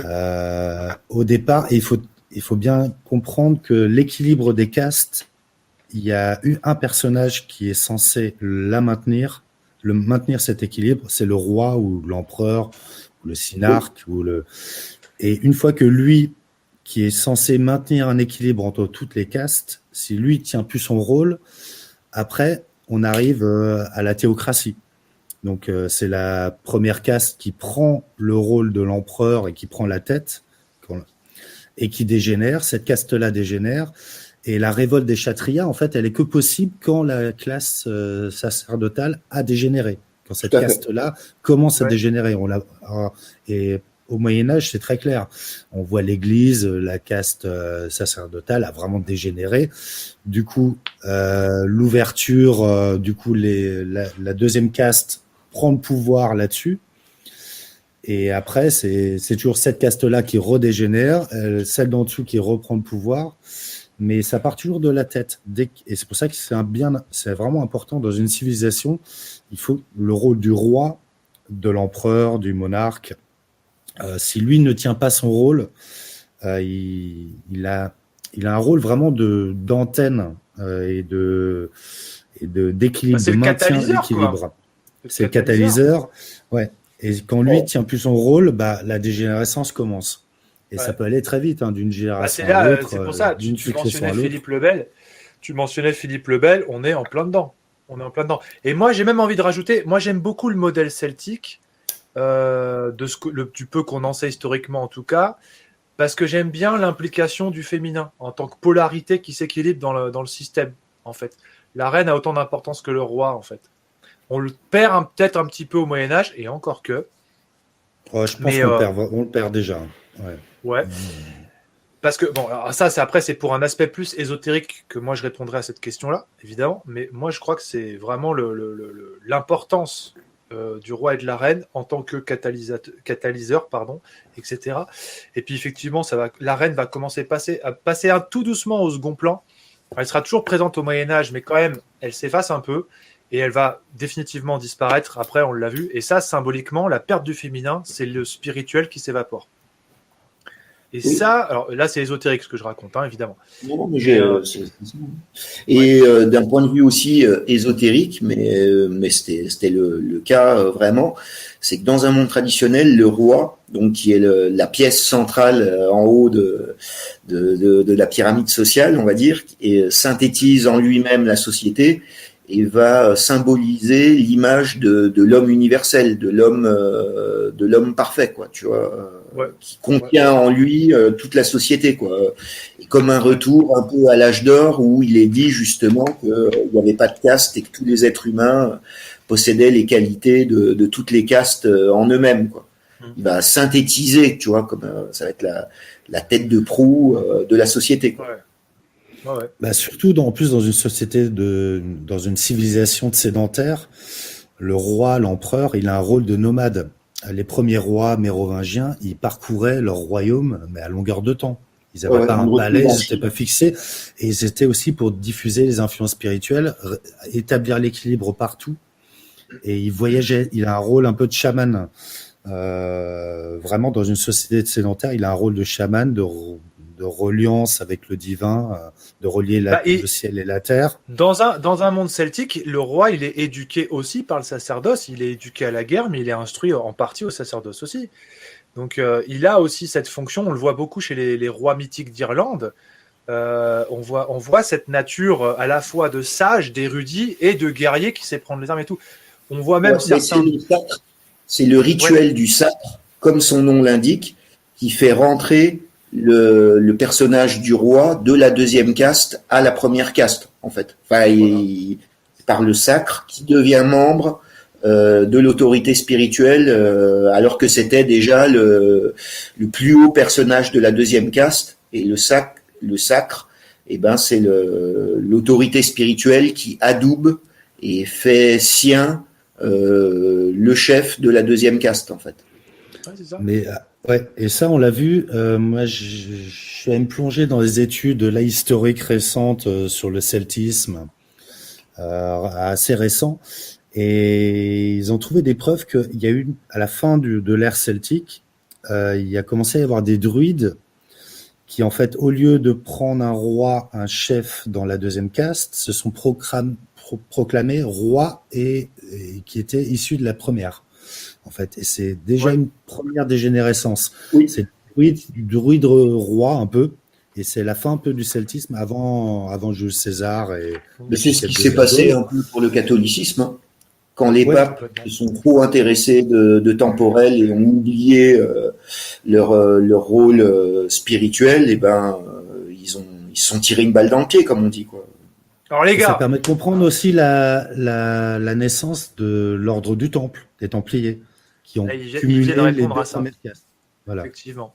On fera une émission sur les Templiers. Il faut la faire celle-là aussi, c'est obligé. Les gars, on va parler un peu de la caste des producteurs, ceux qu'on appelle les producteurs, parce que en fait, dans un monde traditionnel, ils sont extrêmement précieux et la noblesse les protège. Et pourquoi ? Parce que c'est eux qui font un peu tourner la boutique, finalement. Et le noble. Matériellement, oui. Voilà. Qu'est-ce que ça t'inspire ? Allez, on commence par Pierre-Yves. Eh ben oui, ils ont un rôle essentiel. Comme on l'a dit tout à l'heure, ça marche en corporation, c'est-à-dire que chaque corps de métier est plus ou moins, on va dire, auto-géré, donc avec une hiérarchie, des épreuves à passer. On retrouve les traces dans la franc-maçonnerie spéculative et des traces alors. Hein. Voilà, et c'est des gens donc qui vont s'occuper de la production. Donc on pourrait penser notamment à tout ce qui est architecture, tout ce qui est outillage. Vous voyez, tu vois, par exemple, dans un monde traditionnel, il y a une grande place à l'outillage, l'outil. Et justement, on voit cette dégradation, c'est que l'outil, petit à petit, se transforme en machine. Comme on va dire que l'artisan se transforme petit à petit en ouvrier interchangeable. Très intéressant, en fait. Ça, ce point de vue. Ouais. Et donc du coup, comme tu l'as dit, c'est des gens éminents, et rappeler que dans un monde traditionnel, il n'y a pas d'objet, on va dire, manufacturé et sans âme. C'est-à-dire que chaque objet va porter un certain symbolisme, a été créé suivant certaines normes qui respectent la cosmologie de la société en question. Et comme je le dis, ce qui est le plus flagrant, c'est les monuments sacrés qui ont toute une symbolique architecturale. Et ça, on va retrouver ça dans toutes les cultures, quoi. Ça, c'est intéressant ce que tu dis, parce que c'est aussi, ça fait partie des signes clairs de la décadence, en l'occurrence moderne, etc., c'est-à-dire l'usinage, l'industrialisation. C'est-à-dire qu'en fait, là, c'est le règne de la quantité de Guénon, etc., c'est-à-dire on veut produire beaucoup à fond pour engranger de la monnaie, mais ce qu'on obtient en fin de chaîne, c'est des trucs morts, c'est de la mort en fait. Ça sort de l'usine, c'est mort. Alors que le produit qui a été manufacturé de la main de l'artisan, qui a donné sa vie pour apprendre un savoir-faire, automatiquement, c'est pas la même saveur. Et c'est pas la même longévité non plus. Et puis, il n'y a pas les modes obsolescence programmée, parce que tu comprends, on veut que tu rachètes un PC au bout de tant d'années, tu comprends, voilà quoi. On est dans un autre délire. On pourrait dire que l'utile est mis au service du beau.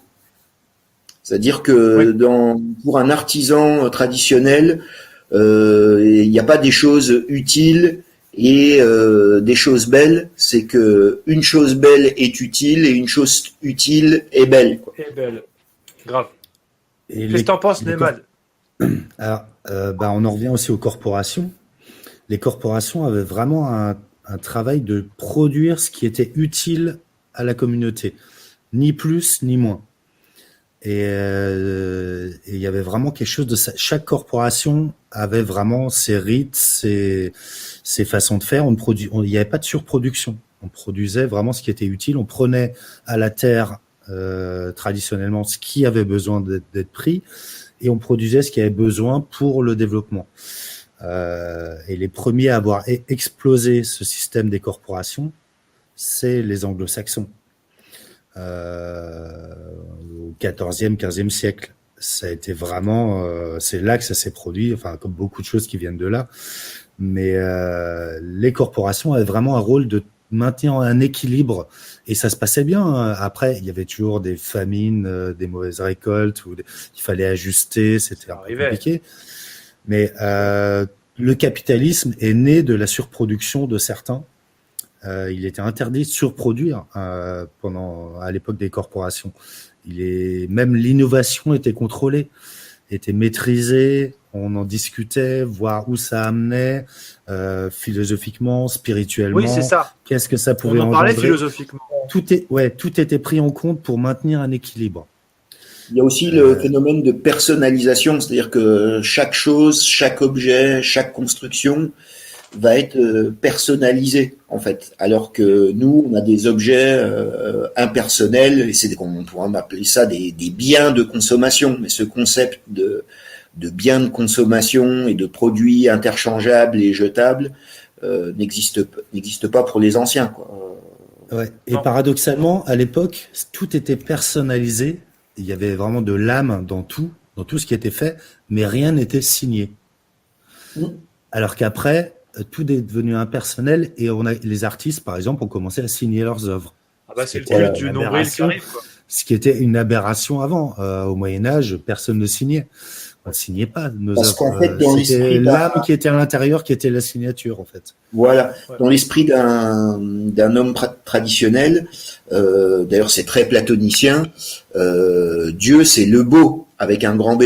Donc faire quelque chose de beau, c'est de faire un objet entre guillemets divin en lui-même, qui porte la trace de Dieu et les proportions de la beauté dressée par Dieu, quoi. Et donc du coup, il n'y a pas besoin de mettre la signature, parce que la signature, c'est la beauté, en fait. C'est ça. C'est ça. Exactement. Ouais, mais après, c'est là aussi où tu avais toute la culture autour du savoir-faire, la dévotion à son art, le perfectionnement, l'envie d'aller au bout de ce qu'on est capable de produire, non pas en tant qu'un...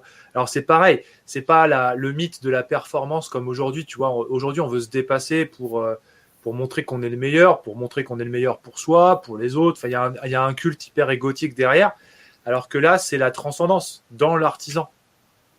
C'est mon savoir-faire, mon art, mon geste artisanal me fait faire des trucs. Moi-même, j'ai pas compris. C'est ouf, en fait, tu vois. C'est le concept du chef-d'œuvre chez les compagnons, tu vois, par exemple. On pourrait dire aussi que les artisans au Moyen-Âge sont à la fois artisans et artistes. Et à partir de la Renaissance, il y a une séparation entre l'artisan qui va être purement dans le technique et l'utilitarisme, et l'artiste avec un marché de l'art d'ailleurs qui se suffit à lui-même, alors qu'avant l'artisan n'était pas séparé de l'artiste, quoi. Ouais, tout à fait. Oui, maintenant on arrive à un point où il n'y a même plus d'œuvres. Ah bah alors là, mais mec, il n'y a que des concepts, il n'y a même plus d'œuvres. Vous êtes sûr, vous voulez qu'on en parle ou... C'est l'art dégénéré, comme disait un grand philosophe allemand, quoi. Voilà, on fera peut-être une émission sur l'art contemporain, parce que ça mériterait. Il ne faut pas que je vienne, sinon l'émission je vais la cracher, sinon c'est mort. On remarque, en 5 minutes, ça peut être torché, mais... voilà. C'est clair. Non, c'est ça. Donc c'est vrai que l'œuvre était essentielle. C'était l'œuvre qui montrait le talent. Maintenant, c'est le discours qui est autour de l'œuvre. Tout à Donc, fait. c'est complètement. Non, mais quand tu vois qu'on en arrive à des trous du cul qui collent des bananes à un mur, bon, c'est fini, quoi. Ça y est, c'est mort. Ah, on a dépassé ça maintenant, je crois. Maintenant, c'est bon son art je sais virtuel. pas. Ils vendent des carrément. œuvres virtuelles éphémères. Ouais, dans le marché de l'art, ouais. là, c'est assez. On a passé encore un cap, ça veut dire. Il n'y a même plus rien, c'est d'accord. Oui, Bah, non, on a puis, passé un au cap. bout du bout, t'as des cornes de bouc, t'as des 666, c'est-à-dire que tu vois la marque derrière au bout d'un moment.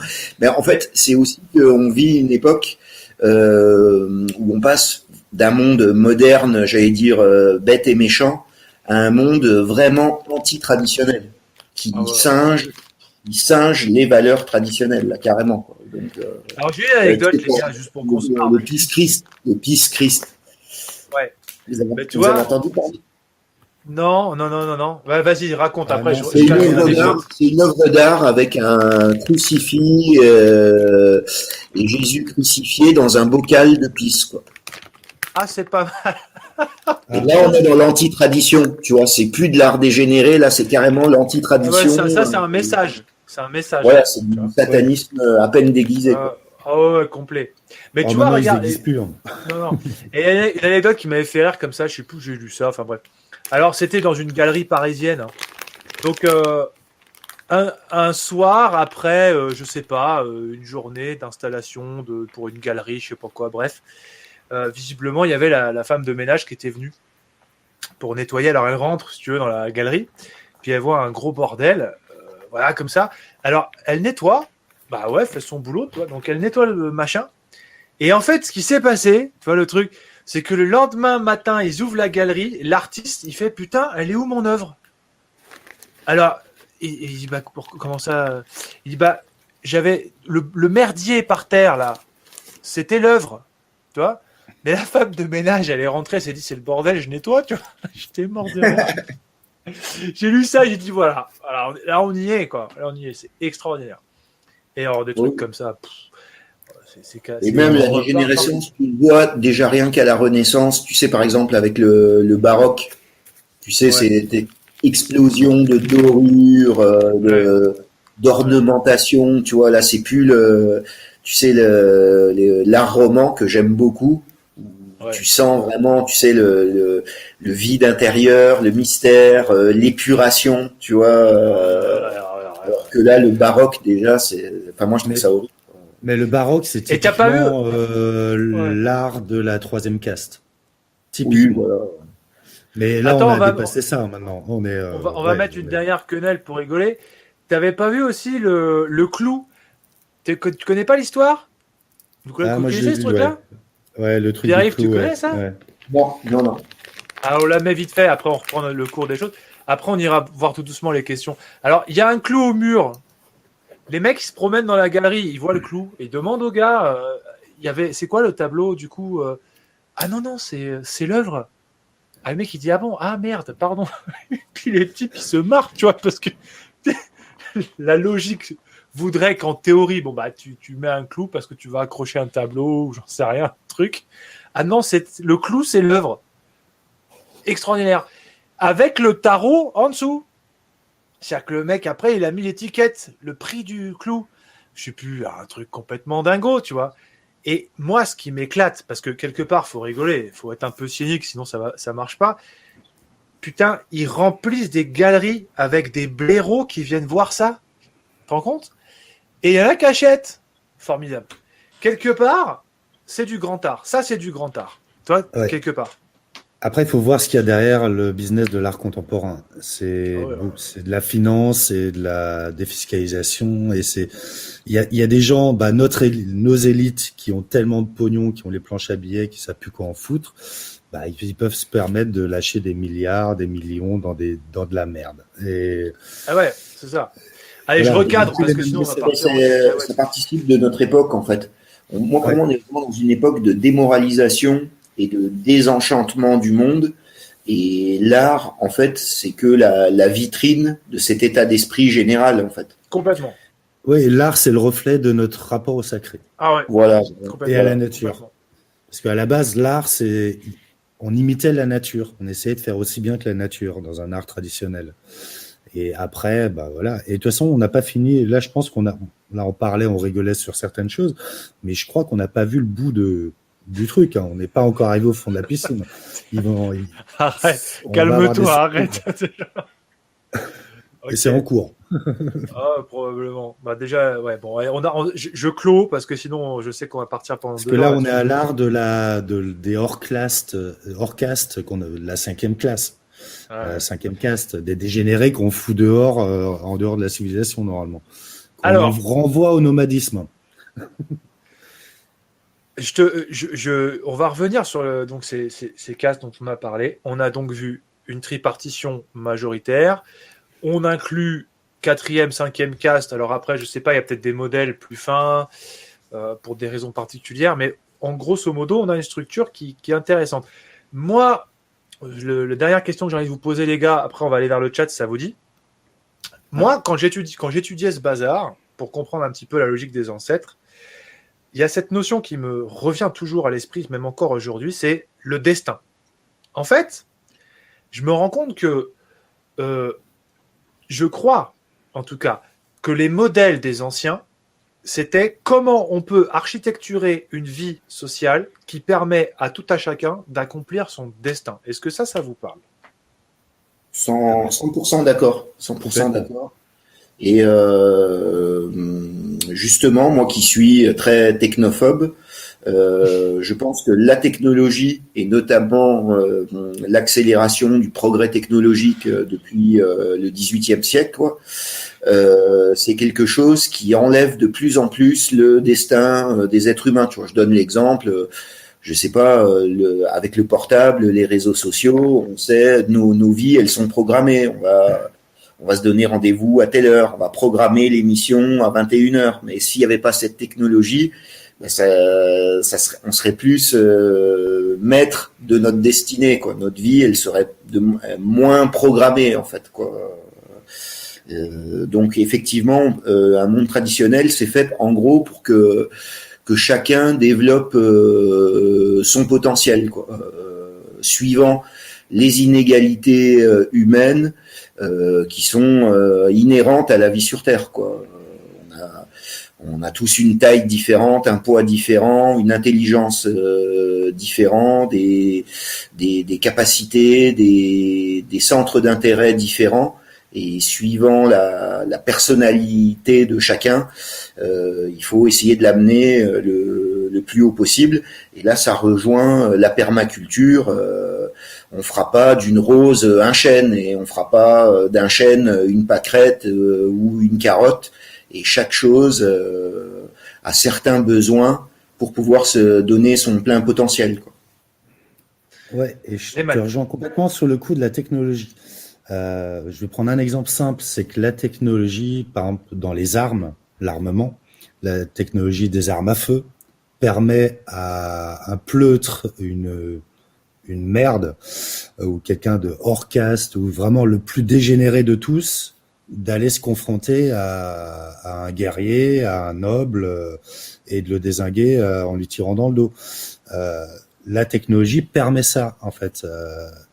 Tous, alors que dans une société traditionnelle, c'est vraiment la valeur de chacun qui devait se maîtriser, se confronter. La technologie, c'est comme des béquilles qui permettent aux plus faibles d'attaquer le plus fort ou le plus légitime. Et c'est porté par la classe bourgeoise. Complètement, qui n'a pas l'intelligence du clerc, n'a pas le courage du guerrier et n'a pas les capacités de travail du producteur, de pouvoir se maintenir en haut de l'échelle sociale et de détenir une force légitime qui, pour le coup, est illégitime, quoi. Ouais, et en manipulant et en asservissant la 4e caste des serviteurs. Voilà. Des salariés. Ce processus, il se voit dès la Renaissance, avec l'apparition des canons et des premières armes à feu, et avec l'apparition du concept de soldat. C'est-à-dire, c'est un homme justement de la 4e caste que l'on paye pour aller sur le champ de bataille, alors que au Moyen Âge, il y avait que la 2e caste qui avait l'autorisation et le privilège entre guillemets de porter les armes et d'aller au combat, quoi. En fait, il n'y avait pas de concept de soldat. Et le soldat, c'est un paysan ou un artisan on a tiré de son champ ou de son métier pour aller crever sur le champ de bataille. Pour du fric. C'est surtout celui qu'on va envoyer à sa place parce que les fiottes qui gouvernent ne vont pas aller au champ de bataille. C'est tout à fait ça. Ouais, et les premiers à avoir. Alors, pour anecdote, les premiers à avoir fait ça, c'est encore les anglo-saxons. Ça vient des Anglais. Alors, j'ai plus le nom de la bataille. Les mecs, pourquoi il y a eu une bataille au Moyen-Âge, je crois que c'est avec Louis-Philippe ou un peu après, où d'habitude c'était noble contre noble. Et là, les Anglais avaient ramené tous les sous-fifs, tous les paysans, tous les machins, avec des petits couteaux, des petits machins, qui se sont rués sur la noblesse française, les chevaliers français, en les tailladant et en tailladant leurs chevaux. Et c'est né là. Et on voit ça aussi au Japon. C'est arrivé là même avec les armes à feu contre les samouraïs. C'est un peu expliqué dans Le Dernier Samouraï. Il y a un film qui est pas trop mal, mais qui explique bien cette transition. Ouais, mais en fait, ce truc-là de la perversion de la guerre est né des anglo-saxons toujours. C'est le quoi. Mais ouais, bien sûr. Et on peut même le dater d'une bataille précise. Quand tu connais la racine, comment dirais-je, de toute façon, on sait que pour rejoindre Nemad, qui a déjà fait un exposé là-dessus, on va le faire rapidement, mais on va dire l'infiltration khazare dans le monde anglo-saxon, à un moment donné, voilà. Et puis les racines même des Angles et des Saxes et tout ça, enfin après, il y a tout un truc à revoir là, dans ce truc-là, mais ouais, effectivement, carrément. Mais ça, moi, c'est un truc, je veux dire, c'est pareil, ça, quand tu vois le comportement des chefs d'État, ce qu'on appelle un chef d'État, moi je vois pas en quoi c'est un chef, mais bon, c'est comme ça, face à des hauts gradés de l'armée française. Alors, je suis pas spécialement un fan de l'armée républicaine, mais bon, bref, passons.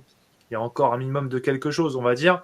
Quand tu vois un Macron, comme le mec se permet de parler à des chefs de guerre, tu vois, des chefs militaires, mais tu fais, mais c'est un truc dans un monde traditionnel.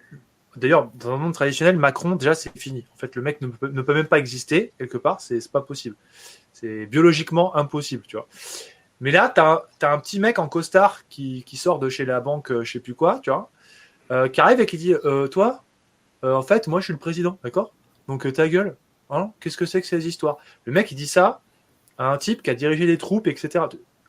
Si ça permet pas aux gens de se dire qu'il y a un problème, tu vois, je veux dire, symboliquement, petite merde en costard qui se permet de mal parler à un chef militaire, où est-ce qu'on voit des trucs pareils ? Vous voyez ce que je veux dire ? Ça, Macron, il l'a fait d'entrée de jeu.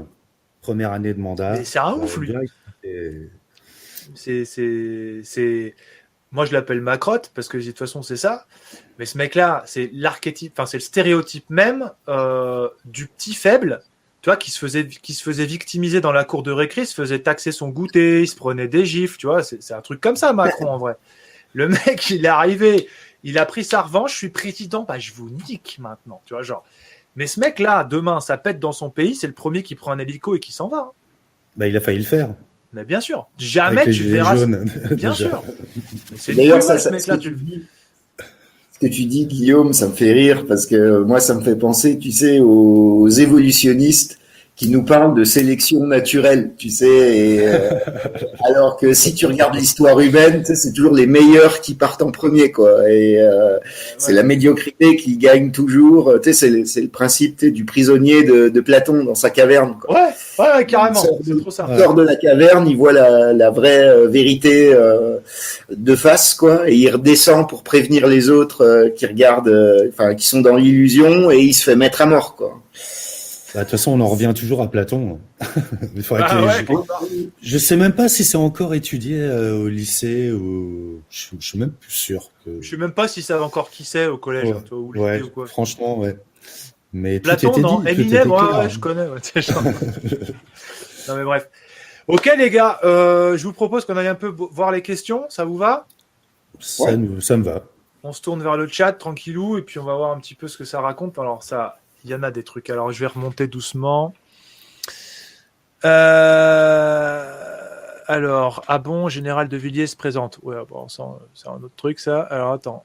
J'essaie de remonter. Des questions.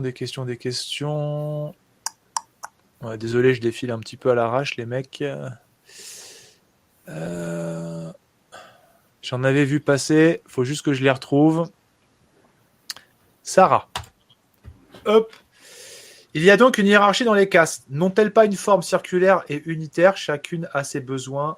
Chacune a besoin des autres. Aucune est supérieure à l'autre, mais simplement à sa place dans sa fonction. Qu'est-ce que ça vous inspire, les gars? Ah bah complètement. Après, c'est plus. Alors, je l'avais expliqué ça dans une émission qu'on avait fait. Ce serait plus. Ça s'inscrit les 4 castes dans un carré un peu plus au niveau de la Terre. Mais oui, elles sont toutes. Il n'y a pas de caste vraiment supérieure. Après, Ça, je suis si pas d'accord. Hein. Ça, je suis pas d'accord. Non, en non. reliance au divin, il y a par rapport aux influences spirituelles et à la descente des connaissances, oui, mais elles ont chacun leur rôle. L'une ne peut pas vivre sans l'autre. Sur les 3 Non, si, premières. si, quand même. Hein. Si, quand même. Non, non. C'est le principe que les castes du haut, les castes supérieures, contiennent les castes du bas. Mais on peut se passer beaucoup plus facilement d'une personne de la 4e caste que d'un génie ou d'un grand saint, en fait. Tu vois, c'est comme dans la vie, tu vois, tu peux pas comparer quelqu'un une bonne personne d'une crapule. Tu vois, il y a une hiérarchie et la hiérarchie, elle est verticale et donc ça suppose qu'il y a une discrimination et qu'il y a des castes supérieures et des castes inférieures, quoi. Alors pour la 4e caste, peut-être pas, mais les 3 premières, la première caste sans la 3e, bah elle mange pas. C'est vrai. Ouais, sans la 2e, elle se défend pas. C'est comme une entreprise. C'est comme une entreprise. La femme de ménage, elle a son utilité, mais tu peux la remplacer du jour au lendemain par une autre femme de ménage, alors que le créateur de l'entreprise et le propriétaire de l'entreprise, eh ben, il est supérieur à elle, il gagne plus et c'est normal en fait. Tu vois ce que je veux dire? C'est comme dans le foot, quoi. Tu vois? Ouais, c'est plus une interdépendance. T'as un ballon d'or et après t'as toutes les classes de joueurs de foot, mais justement, il y a c'est ça justement, c'est anti-égalitariste. Ça veut pas, et quand je dis ça, ça veut pas dire que c'est injuste. En fait, c'est que chaque chose est à sa place, quoi, en fait. Quoi. Oui, Et Matt, tu voulais rajouter un truc? Oui, après, les trois castes principales sont vraiment, elles forment un équilibre. Elles peuvent se passer de la 4e, mais après, oui, il y a une verticalité, oui, là-dessus, oui, je suis assez d'accord. Mais il y a comme une interdépendance et un équilibre. Oui. Une fois que chacun a accepté son rôle et l'a trouvé, il l'assume. Mais c'est ce que je dis toujours, c'est dans la nature, il y a une verticalité et une horizontalité. Il y a une verticalité parce qu'il y a une hiérarchie d'efficience naturelle, et la nature fait ça tout le temps dans chaque chose qu'elle produit, donc les humains font la même chose. Et puis l'horizontalité parce qu'il y a une forme d'interdépendance, de symbiose en fait entre la mécanique des castes, mais toujours sur une base verticale, efficiente, etc. Moi, j'aime bien ce modèle en croix, je le prends toujours pour expliquer le problème, parce que... Oui, mais c'est ça. Le symbolisme de la croix, il est très clair, hein. Donc, là-dessus. Me semble aussi.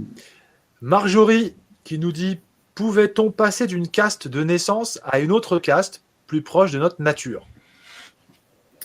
Oui, mais il faut reprendre l'exemple du corps. C'est qu'il faut laisser un peu de jeu dans le mécanisme, un petit peu d'inertie ou de, je sais pas comment on dit, de l'huile dans le moteur, mais dans le général, dans la structure générale, on ne change pas de caste. Et j'allais dire, plus on est haut dans la hiérarchie des castes, plus on a la liberté d'aller voir ce qui se passe dans les castes en dessous, mais comme on dit, c'est pas parce qu'on met des rayures à un âne que ça en fait un zèbre, quoi. Tu vois. Donc du coup, par définition, on peut pas changer de caste parce que la caste, elle est adaptée à sa nature, en fait. Mais c'est ça qu'il faut comprendre. Attends, je vais juste passer ça avant. Ce qu'il faut comprendre, en fait, c'est important, c'est que les gens rejoignent des castes après une étude approfondie de leur nature, de ce qu'ils vont pouvoir apporter, de leur talent.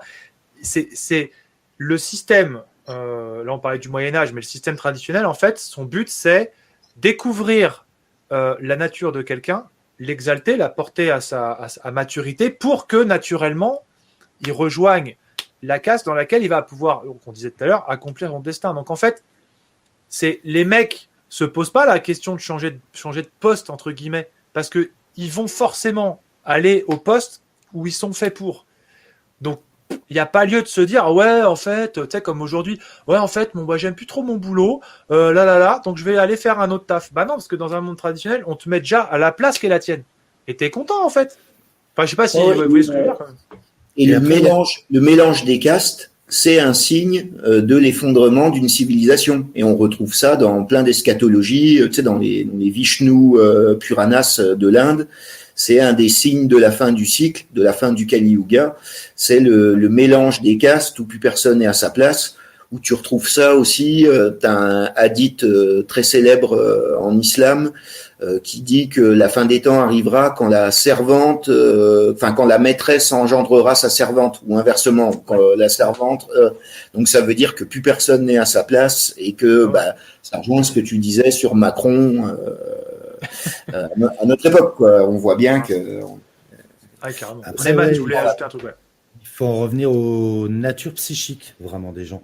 Voilà. Une société équilibrée, traditionnelle, vraiment presque idéalisée, on regarde vraiment la nature psychique de chacun, avec l'astrologie, avec d'autres outils, et qui permet de vraiment situer la personne dans une caste ou dans une autre. Après, il y a aussi la perversion. Il y a le problème de l'hérédité qui a un peu perverti ça quelque part. Nemad, on prend en compte la nature psychique, mais la nature biologique. C'est-à-dire qu'il y a aussi un aspect racial, ethnique. Comme je le disais, c'est bioculturel, quoi. Donc on prend en compte la nature physio-psychologique. Ouais. Mais après, on a essayé de compenser ça aussi. Entre différencier l'inné de l'acquis, on a compensé ça aussi par une formation, une initiation aussi. Dans chaque caste, il y avait une initiation, donc une formation. Donc il y avait de l'acquis après. On démarrait d'une nature psychique.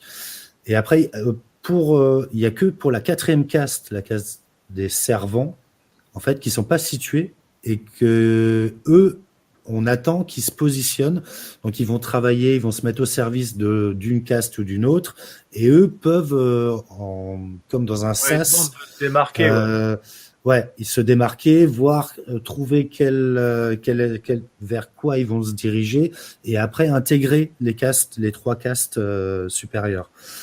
Donc pour la 4e caste, oui, il y a une sorte, mais une fois qu'on est intégré vraiment dans une caste, non, on n'en change pas. Et d'ailleurs, ça me fait penser à une anecdote que j'avais lue dans Kumaraswamy, et il parlait des colons anglais, des colons anglo-saxons. Encore et oui, en Inde, et qui voulaient casser et briser le système de caste. Donc, ils faisaient venir des subversifs marxistes pour parler aux Shudras de lutte des classes et de se révolter contre le méchant système de caste. Et en fait, ça a pas marché parce qu'ils se retrouvaient devant des Shudras qui leur montraient leur lignée familiale et qui, pour rien au monde, n'auraient voulu appartenir à une caste supérieure. En fait, ils étaient fiers d'être Shudras, en fait. Ouais, tu vois, c'est ça. C'est encore les mêmes qui ont foutu la merde. Bref, je passe. Autre question. Peut-on dire que les religions... Quand des maths parlent des anglo-saxons, t'as remarqué que moi je dis rien du tout, quoi. Ouais, ça veut pas dire que t'en penses pas, moi. Hein. Je sais pas. Alors, peut-on dire que les religions révélées, en particulier l'islam et le christianisme, ont aboli le système des castes avec leur vision universaliste ? En partie, oui. Pour illustrer ça, je dirais que, alors je sais plus qui a cité ça, mais par exemple, toutes les idéaux socialistes, communistes sont des idées chrétiennes devenues folles. C'est Chesterton. Ça vient vraiment de là. Ouais. C'est vraiment une dégénérescence de ces idées qui ont été mal comprises et qui est inversée. Et oui. Voilà. Et d'ailleurs, la féodalité, le système tripartite, c'est d'origine indo-européenne et païenne. Et c'est le christianisme le catholicisme qui est universaliste et qui a dû s'adapter aux vieux fonds européens et celtes et donc indo-européens des castes, quoi. Et ça, c'est donc c'est enfin c'est pré-chrétien, quoi. C'est pas quelque chose qui appartient au christianisme, quoi. Et juste un truc, c'est que dans l'islam, dans l'absolu, quoi, en termes général, chaque musulman normalement est à la fois prêtre, guerrier et producteur, en fait, quoi. Il n'y a pas vraiment de caste dans l'islam. Par contre, ce qu'on retrouve toujours, c'est qu'il y a 3 types d'initiation dans l'ésotérisme musulman. Et tu as des initiations sacerdotales, des initiations guerrières et des initiations de métier, quoi. Donc on retrouve quand même ces 3 types dans les différentes initiations, quoi. Mais dans les sociétés musulmanes, c'est vrai qu'il n'y a plus trop le système de caste. Enfin, c'est autre chose, quoi. Là, j'enchaîne avec la question de Marjorie, parce que c'était un petit peu ce que tu disais au départ. Si les castes, c'est déjà une dégénérescence, il y avait quoi avant? Est-ce que finalement, le modèle que tu décris avec l'islam, c'est pas quelque part une tentative de revenir à un truc, entre guillemets, ontologique En fait, avant c'est une question intéressante. Il y avait quoi avant? Moi, je pense que l'âge d'or et donc les hommes qui intégraient en eux toutes les castes et qui n'avaient donc pas de caste, il y avait juste une caste unique. Je pense que ça se passe dans le monde imaginal ou dans le paradis terrestre qui n'est pas sur Terre. Et que sur Terre, c'est le monde de la dualité, c'est la nature, et que il y a toujours eu des hiérarchies d'une manière ou d'une autre, en fait. Ça se fait, j'allais dire entre guillemets, naturellement, et tu vois ça même dans les sociétés animales, quoi. En gros, il n'y a pas d'égalité dans la nature. Je sais que c'est pas très en vogue comme philosophie. Ah là, t'es pas à la mode du tout, là. Non, à l'heure actuelle, mais c'est comme ça, tu vois. Il y a des gens qui font 1m90, des gens qui font 1m60. Il y a des gens qui ont 90 de QI, des gens qui ont 150. Enfin, tu vois, il y a de tout, quoi. Il y a des gens qui font 120 kilos, des gens qui sont tout maigres. Rien n'est égal, quoi. Et ça veut pas dire que c'est les heures les plus sombres de l'histoire, mon discours. Ça veut dire que chaque chose devrait être à sa place, quoi. Si les heures les plus sombres, je suis désolé, c'est n'importe quoi. Et alors, pour revenir il y avait quoi avant? Il faut bien comprendre que le système de caste, il est lié à la sédentarité. Il est lié à la civilisation. Dès qu'on veut créer une civilisation sédentaire, le système de caste s'impose. Ce qu'il y avait avant, sans remonter à l'âge d'or, c'est la vie nomade. Dans une vie nomade, de tribu nomade, tout le monde tient tous les rôles. Et on est à la fois producteur, à la fois guerrier, à la fois prêtre et chaman. Alors il y a un chaman qui relie au bout d'un moment, mais tout le monde vit dans une spiritualité intégrale et joue tous les rôles. En fait, il y a un temps pour la guerre, il y a un temps pour. C'est juste dans le temps, voilà, que ça se déroule. Mais par contre, dès qu'on se sédentarise, les Celtes l'ont très bien fait pour ça. Il y a une tripartition qui demande à être mise en place pour équilibrer, pour permettre une civilisation de sédentaires. Oui, c'est vrai. Je suis en train de chercher des questions. Et on en revient toujours entre la différence entre nomadisme, sédentaire, et ses structures psychiques et ses modes d'organisation. Yasmine Daniel. Donc, la suppression du roi entraîne la destruction des castes. Bah, automatiquement, oui, c'est le verrou à faire sauter. Oui. Si on fait sauter ce verrou-là, tout l'édifice, c'est comme voilà, le haut de la pyramide. Tout l'édifice, après, s'écroule petit à petit. C'est lui qui tient l'équilibre, qui est garant de l'équilibre des castes. Oui, c'est la clé. C'est la clé de voûte. Attends, j'arrive pas à remonter plus haut dans le chat, je sais pas pourquoi. Le chat bloque. Je crois qu'au bout d'un moment, tu peux plus, en fait, je crois. Tu as un certain nombre de commentaires et tu sais, après, tu peux plus remonter, je crois. Alors, tiens, une remarque de notre ami Christophe. Le poids de l'hérédité, c'est bien ce qui marchait avant et qui n'a plus lieu d'être maintenant. Bon, non, mais ça, c'est des déterminismes, j'allais dire, génétiques. Donc, de toute façon, qu'on soit d'accord ou pas, tu vois, on n'a pas choisi ses parents et notre génétique, quoi, tout simplement. Donc ça, c'est j'allais dire, c'est du biologique pur, quoi. Et l'hérédité, je dis pas qu'il y a que ça, mais c'est quand même très important. Bien sûr, on a un certain libre arbitre, mais on est quand même vraiment déterminé par ce qu'on est, quoi. Ah bah, notre constitution, effectivement, ce qu'on est biologiquement détermine ce qu'on sera capable de faire. C'est évident que moi, je me vois pas, tu vois, être tailleur de pierre ou faire l'homme. Tu sais, les mecs qui font des gros, tu sais, les déménageurs, voilà, déménageurs. Putain, mais les gars, il faut un physique pour ça. Il faut un physique pour ça. Faut toute la journée, tu portes des trucs, machin, etc. Voilà. À un moment donné, la petite nana de 60 kilos, toute menue, bah, elle sera pas déménageur. Voilà, c'est tout. C'est comme ça. Voilà. Moi, par exemple, j'adore le basket. Je fais 1m74. Bon, bah, jamais je réussirai à dunker, quoi. Jamais je jouerai en NBA, quoi. C'est pas grave, quoi. Je reste à ma place, quoi. Tu vois. Et du coup, quand il n'y a plus lieu d'être maintenant, c'est typiquement, justement, un peu ce qu'on pourrait appeler le gauchisme, où tu peux être ce que tu veux, tu sais, parce que je le il a lâché le truc. Parce que j'ai le droit, tu vois. Ben non, en fait, il faut vivre selon sa nature. Et quand je dis ça, ça veut pas dire que il y a rien de péjoratif derrière, mais effectivement. Non, mais c'est le paradigme moderne, tu vois. Réussis ta vie, tu peux être ce que tu veux, tu peux machin, tu peux nanana. Ouais, il y a de la gauchiasse là-dedans, comme on pourrait dire. Mais ça, c'est de la manipulation. Alors, alors, sur le gauchisme, on va revenir sur le socialisme. Tous les courants socialistes, communistes viennent d'occultisme, de l'occultisme. C'est que des gars qui ont travaillé, c'est que des occultistes, même l'anarchisme. Et en fait, il n'y a pas mieux pour manipuler la 4e caste et la 5e caste, enfin, qui n'en sont pas vraiment. Pour les manipuler, on leur fait croire qu'ils peuvent être le roi, qu'ils peuvent être un guerrier, qu'ils peuvent être un prêtre, un druide, qu'ils peuvent être une tasse à café, une femme à barbe avec 3 testicules. Voilà, ça participe d'une manipulation. On leur fait croire que vous pouvez être ce que vous voulez, voilà, allez-y. Mais on en revient, mais c'est une vraie technique.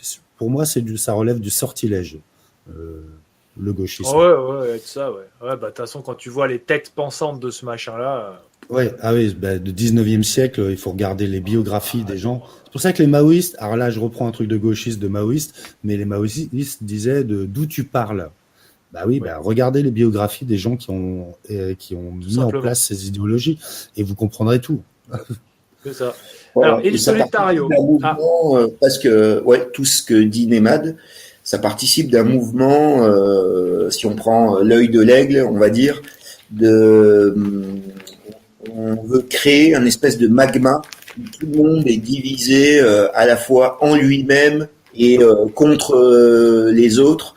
Et ça fait les peuples, ça devient une espèce de masse informe qui est une matière première comme de la pâte à modeler, qu'il est d'autant plus facile à diriger là où on veut la mener, quoi, en fait.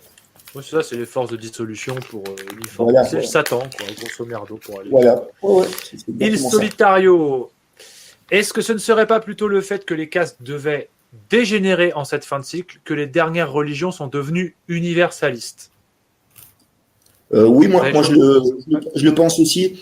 En fait, c'est comme si les différents messages traditionnels étaient de plus en plus simples et de plus en plus, on va dire, entre guillemets, monothéistes, parce que les êtres humains, entre guillemets, dégénèrent et voient pas plus loin que leur bout de leur nez, quoi.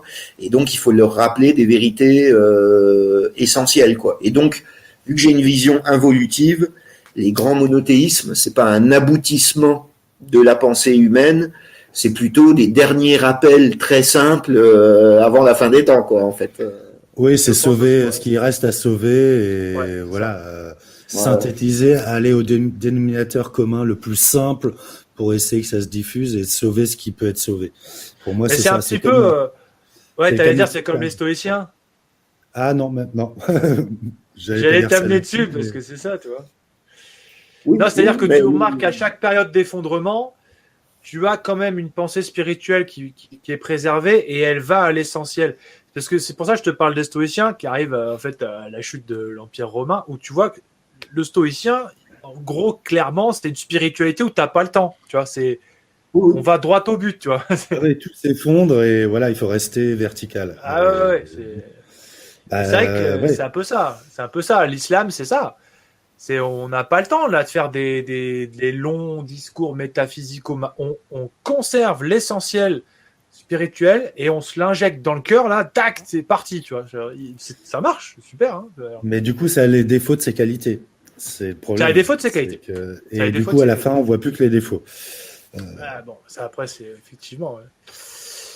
Alors, Leïla, salut Leïla. Êtes-vous certain qu'on puisse se passer de la 4e caste? Bah, elle est au service. Donc, c'est un peu de l'huile dans les rouages aussi. C'est les petites mains.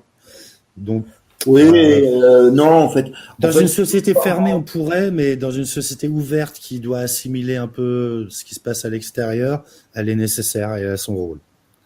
Oui, et si on il y a avait des pas gens. la- Attends, je finis juste. Ouais, Il y a vas-y. des gens aussi qui ont une nature. On en revient aux natures psychiques.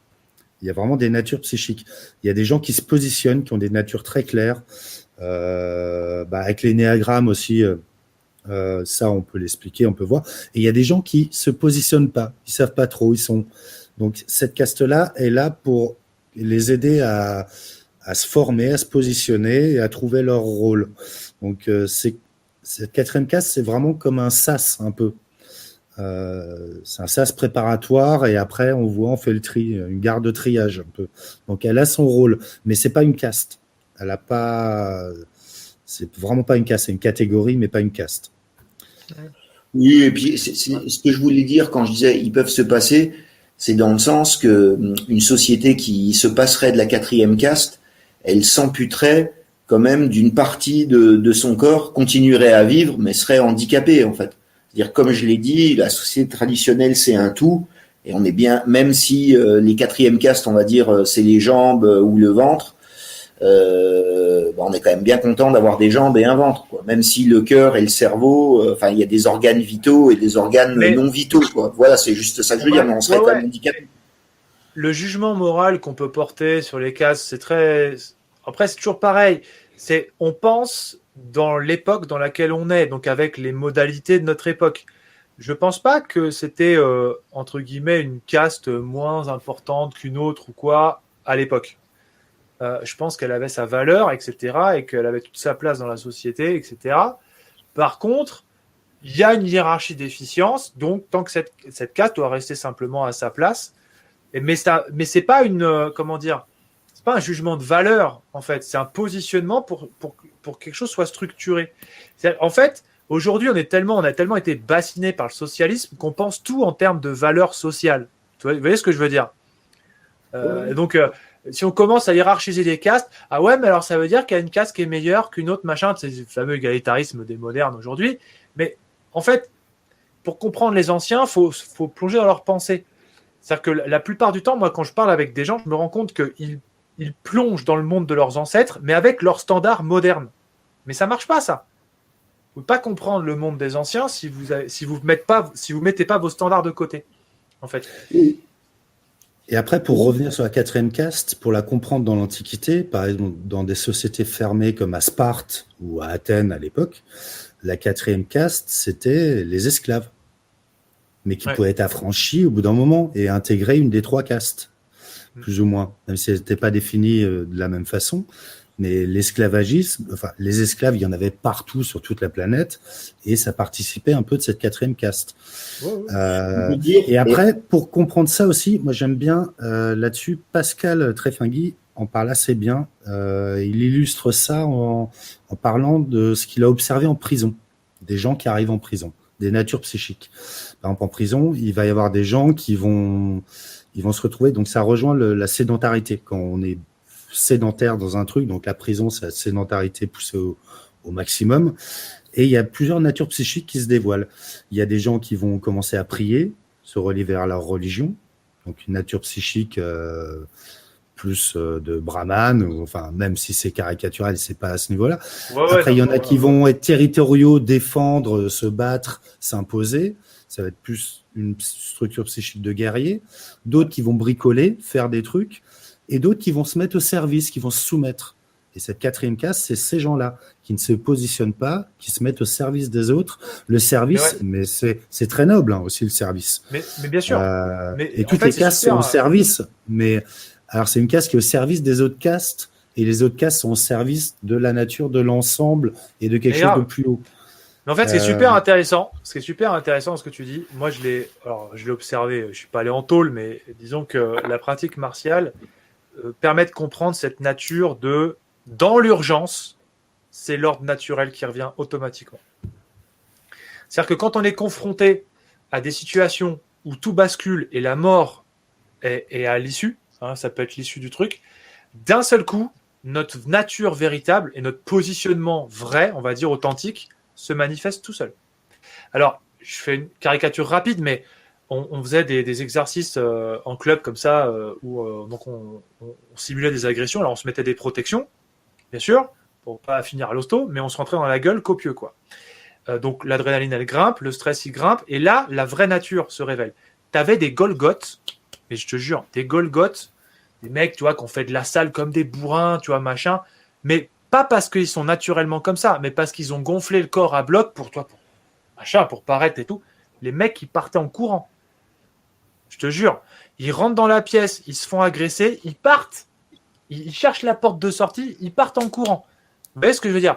Et c'est là que tu vois tous les phénomènes d'inversion naturelle. Le mec, il va à la salle, il pousse comme un malade, il gonfle en muscle, mais par contre, sa nature psychique, c'est pas une nature guerrière. Il n'est pas fait pour se battre. C'est pas parce que tu as le corps du Bella Torres là que ça veut dire que tu es capable d'aller au carton, de prendre des coups et de donner ta vie. Tu vois, par contre, j'ai vu des mecs, tu les regardes dans la rue, ils ont l'air insignifiants. Mais putain, c'est des pitbulls. Ils sont rentrés, ils ont tout fracassé, ils sont sortis vivants. Vous voyez ce que je veux dire? Et ça. Oui, mais regarde, c'est parce que ça rejoint les questions d'égalitarisme. Tu sais, pour moi, on est vraiment à une époque d'incroyable médiocrité et on peut pas s'échapper, tu sais, du bien ou du mal. Tu sais, genre, t'es optimiste, donc t'es pas optimiste, donc t'es pessimiste. Tu sais, il y a pas de subtilité. Tu vois, il y a pas de troisième voie, il y a pas de moyen terme, quoi. Tu vois, c'est soit l'un, soit l'autre. Tu vois, soit c'est négatif, soit c'est positif. Mais toujours rappeler qu'il y a un équilibre des choses dans la vie. Et que il y a des castes, il y a une hiérarchie avec des castes qui ont plus de droits que les castes d'en dessous, mais c'est parce que les castes du haut ont aussi plus de responsabilités et de devoirs. En fait, c'est facile d'être employé, c'est pas alors que c'est pas facile de monter son commerce et d'être chef d'entreprise en fait. Donc c'est normal que le chef d'entreprise, il ait plus de droits que son employé ou qu'il ait des droits sur son employé. Par contre, il prend plus de risques et il a plus de responsabilités, quoi. C'est donc tout ce qu'on pense. C'est pas facile aussi d'être dans les castes supérieures. En fait. Pas genre des gars qui. Dans une société traditionnelle, être de la caste des guerriers, c'est pas facile du tout, hein, parce que voilà. Ok, tu vis bien un moment. Comme à Sparte ou dans d'autres sociétés traditionnelles, les guerriers, ok, ont plein d'avantages, ont plein de trucs, ils vont pas faire les travaux manuels, mais par contre, quand il faut aller au casse-pipe, c'est eux qui vont mourir pour tous les autres, et pour les serviteurs, pour tout le monde, et même pour les esclaves. Ils vont aller au casse-pipe pour eux. Mais par contre, du coup, ils ont un traitement spécial, mais parce que tout est en équilibre. Et il y a beaucoup de nature psychique, là on le voit. Alors là, on le voit maintenant de façon générale, mais il y a beaucoup de gens qui se positionnent, qui préfèrent être au service, être salariés, ne pas avoir de responsabilité et vivre tranquillement. Et donc, il y a vraiment des natures psychiques et on en revient toujours au connais-toi toi-même, ton déterminisme, ta nature, ton rôle dans la vie, ton destin. Et oui, il y a un destin et c'est ce qui te connaître ta nature, c'est ce qui te permet d'être libre dans les rails du destin. Et tant que tu comprends pas ça, tu prends des murs et tu vas contre la nature. Mais c'est pour ça que je disais, je prenais cet exemple de situation d'urgence, de stress intense où en fait, là, la vraie nature, tu n'as pas le choix. Tu peux pas être autre chose. Tu peux pas singer. Tu peux pas jouer à l'image que tu as envie de donner au monde pour paraître bien sur Facebook ou quoi. Dans une situation d'urgence, tu peux pas faire ça. Et c'est vrai que ça va être intéressant, quelque part, les mois à venir, les années qui vont se défiler là, tout doucement, parce que face à l'effondrement total et aux problématiques que ça va poser.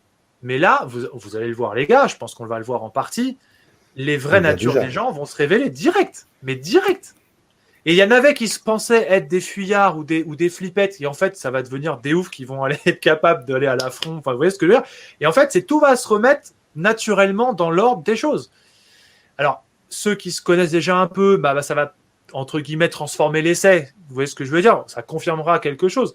Mais pour beaucoup de gens, la confrontation, c'est le retour du réel, en fait. C'est le retour du rugueux. Tu vois, en astro, c'est Saturne, c'est le principe de réalité.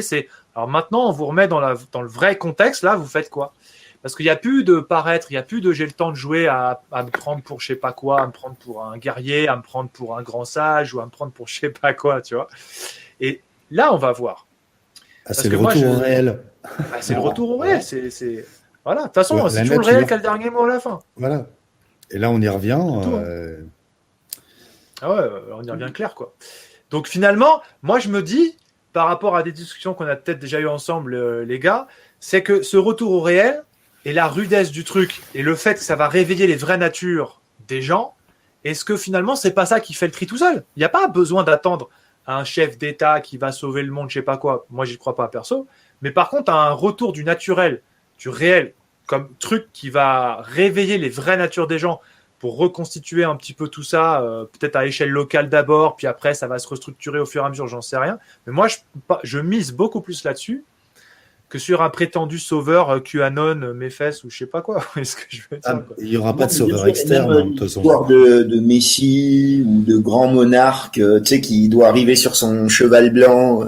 Pas comme pour ça. remettre la paix universelle. Non, c'est pas comme ça. On a une époque, il n'y a plus de rois. Et il y aura sûrement des rois dans les cycles futurs, mais ça va se maturer progressivement et ça se fait pas du jour au lendemain, quoi, en fait. Non. Et je pense que ça démarre déjà par le positionnement de chacun.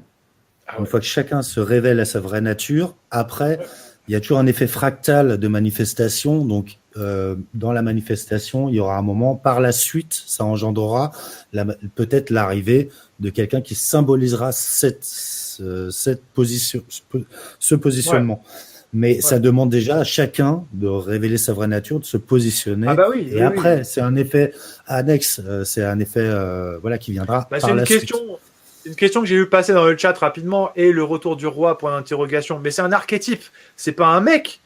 C'est un archétype. Donc c'est une énergie archétypale que nous devons tous réveiller pour être capables de reconnaître qui sont, selon Platon, les aristocrates, c'est-à-dire les meilleurs d'entre nous pour restructurer l'affaire, et non pas attendre comme un gamin qui attend sa béquille que Donald Trump ou je sais pas quoi, il sauve le monde. Tu vois, ça, c'est un truc de quatrième caste. Le retour du roi, c'est ésotérique. C'est ésotérique. Le retour du roi, c'est le retour de l'hégémonicon, le souverain intérieur, et c'est le soi. Voilà, le roi, c'est le soi avec un grand S. Exactement. Et donc le retour du roi, c'est ici et maintenant, et c'est si on le veut, quoi. C'est à nous de le faire, quoi. C'est à nous d'empoigner le truc, de faire le boulot. Et le ciel t'aidera, quoi. Et l'attente d'un sauveur externe, c'est typiquement la mentalité de la quatrième caste de serviteur. Voilà. C'est typiquement ça. C'est des gens qui se positionnent pas et qui attendent quelque chose de l'extérieur, mais c'est naturel. Ils attendent des autres castes qu'elles prennent en main les choses.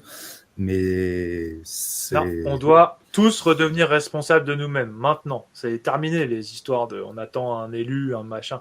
Moi, j'ai du mal à comprendre comment on peut adhérer à un truc pareil, quoi. Enfin bref, c'est un autre sujet, ça.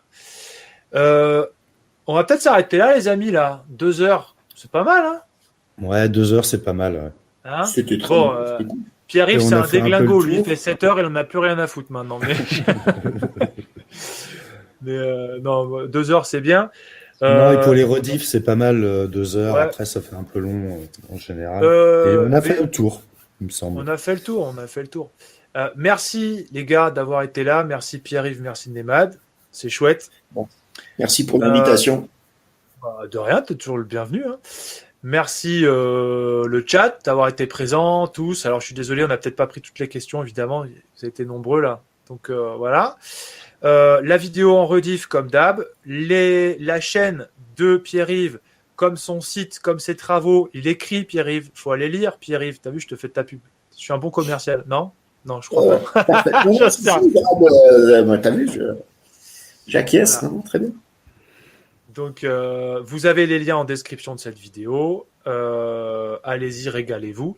Nous, on va se retrouver, on se refera bien une émission à un moment donné. Je sais pas encore sur quoi, on a envie de causer, mais bon, on se refera bien un truc. Ouais, on trouvera bien un thème. Il y a de quoi faire, je pense. Il y a de quoi faire, là. Il y a de quoi faire. Ouais. Il y a de quoi faire. On va parler des Templiers, justement. Ouais, Ah oui. Ah, Ah putain, t'as ouais, tu sais bah, quoi, je vais le noter. ça pourrait être pas Maintenant. mal. En plus, ça fait longtemps qu'on en parle. Ouais. Et je pense Allez. qu'il faut dégrossir un peu ce sujet-là parce que, oui. Ouais, ouais. Je dis pas Allez, que je suis un c'est noté. spécialiste, mais j'aurais des trucs à dire, quoi. Donc, ouais. Ouais, je pense. Allez, merci à tous. On vous souhaite une bonne fin de soirée. Et puis à bientôt. Voilà. Bah voilà, prenez soin de vous et Ciao tout le à monde. la prochaine. Et que Dieu vous garde, les amis. Allez, à plus tard. Ciao. Ciao.